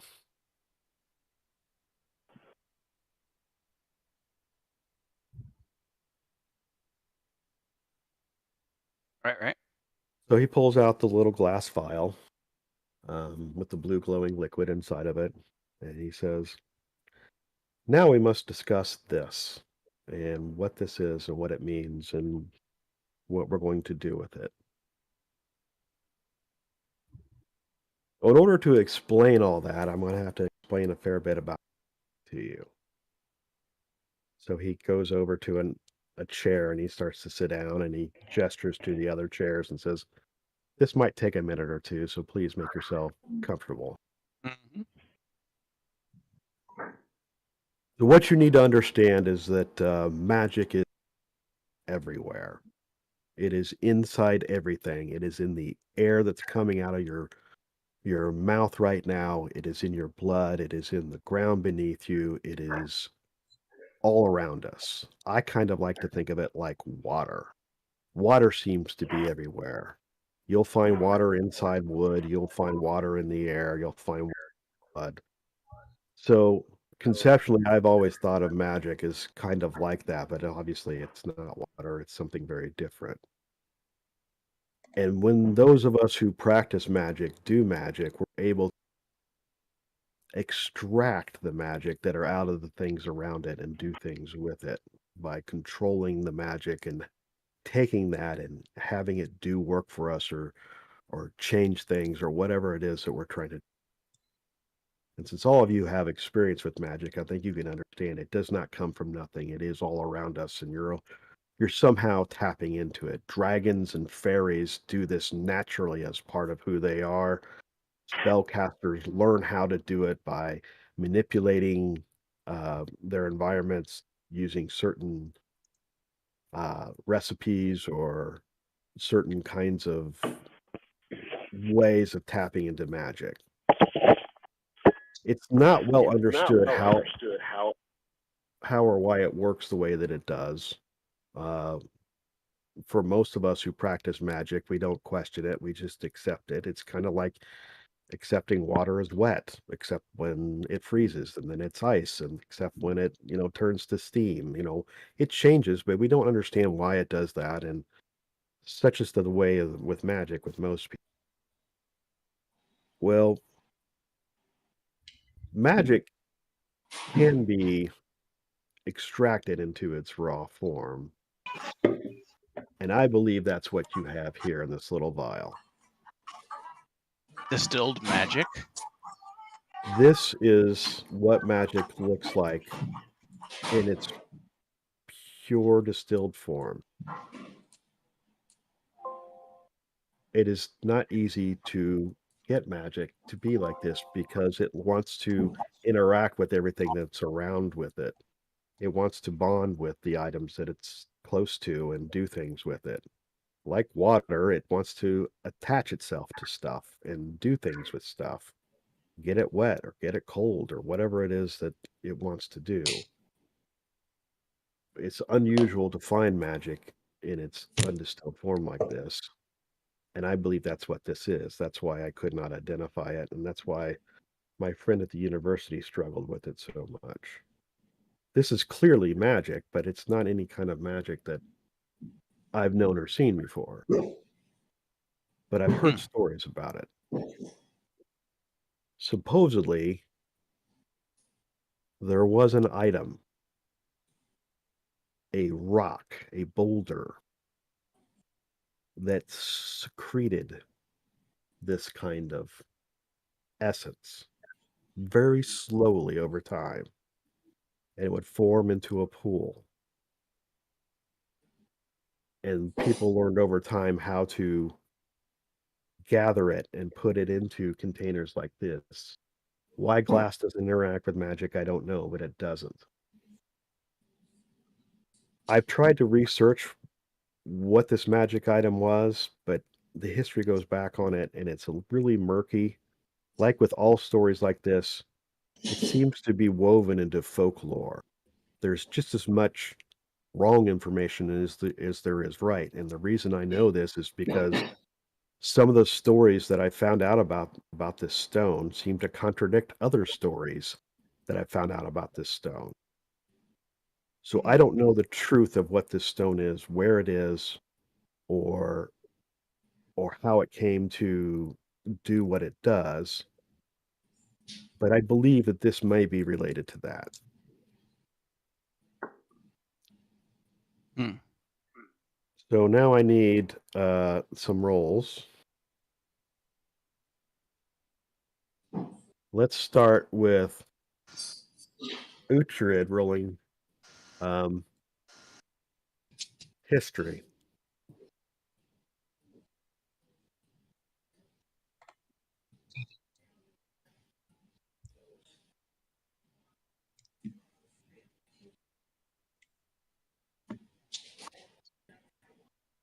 Uhtred, you out there? He's a Marine. He's a little slow. Oh,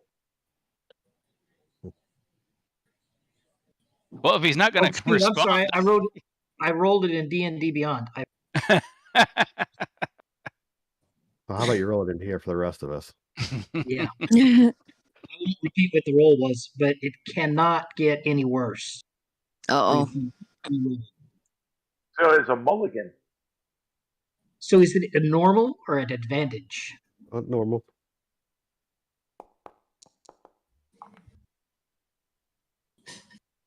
Okay. No,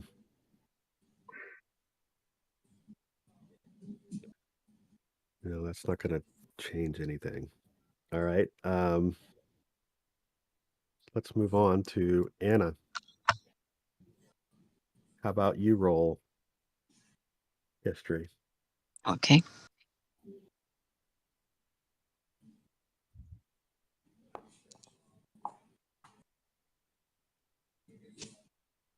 All right, so very good. At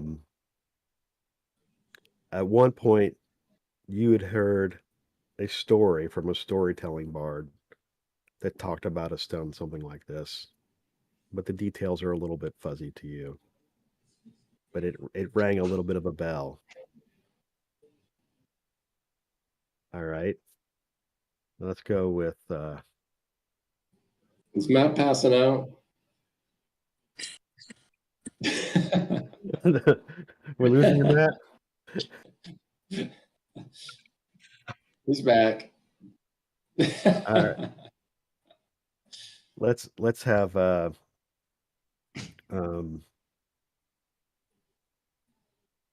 debating about who should go next.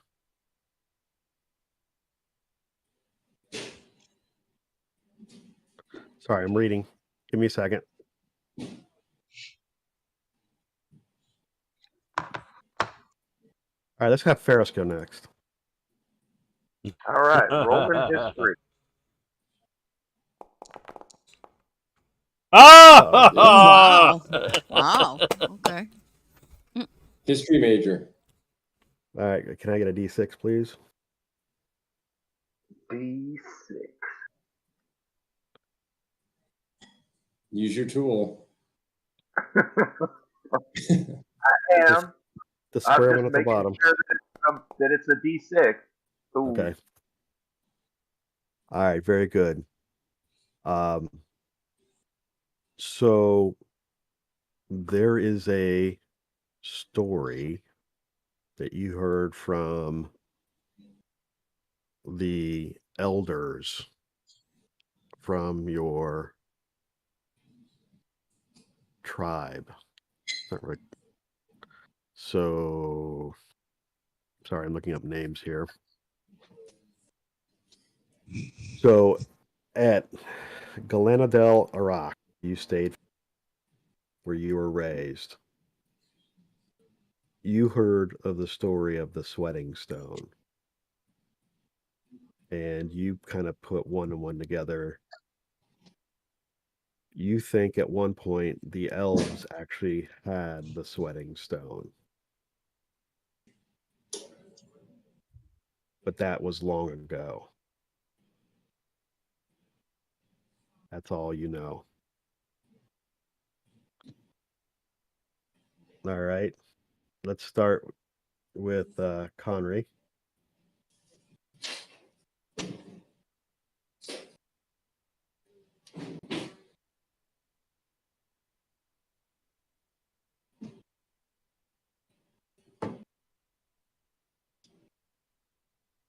What? History, please. That's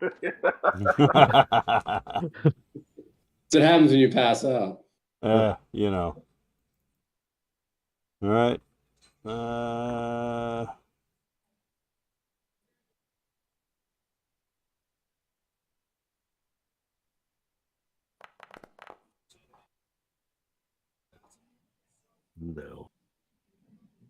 This is not ringing any bells for Conry. All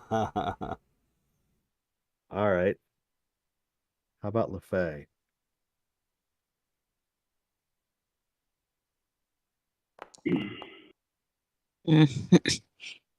No. That would leave Ray. I'm going to use inspiration Okay.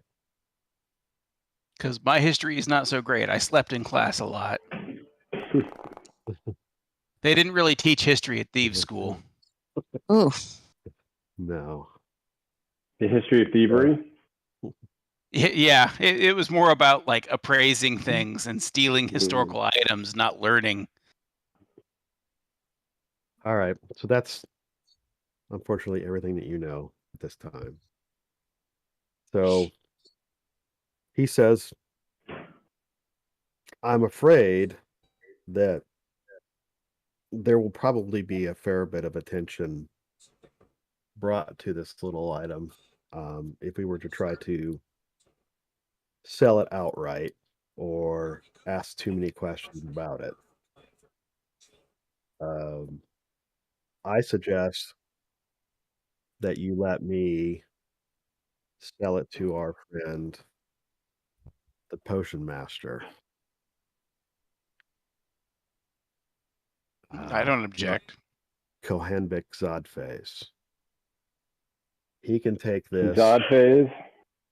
and infuse it into his potions and make them much more potent and get a much higher value for them as a result. So he could make good use of this, and I'm sure he will get offer a fair amount of money for this. And if I'm correct, and it is what it is, and we'll know as soon as he starts to experiment with it, he should be able to pay you all a handsome sum. I've talked to our customer about this item, and she wants nothing to do with it. Oh, wow.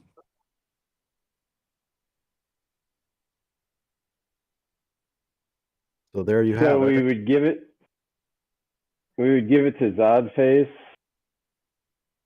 You would And effectively he Sell it, not give. sell it. You would sell it, and then he would infuse it into other potions to try to make them more effective. Yes. And because they're so much more potent, he can get a top dollar for them and compensate you all. So we're going to sell it to him, and he's without him knowing whether it's really going to work or not. He's hoping it's going to work. Well, in order, he's going to have to experiment on it to try to get it to work.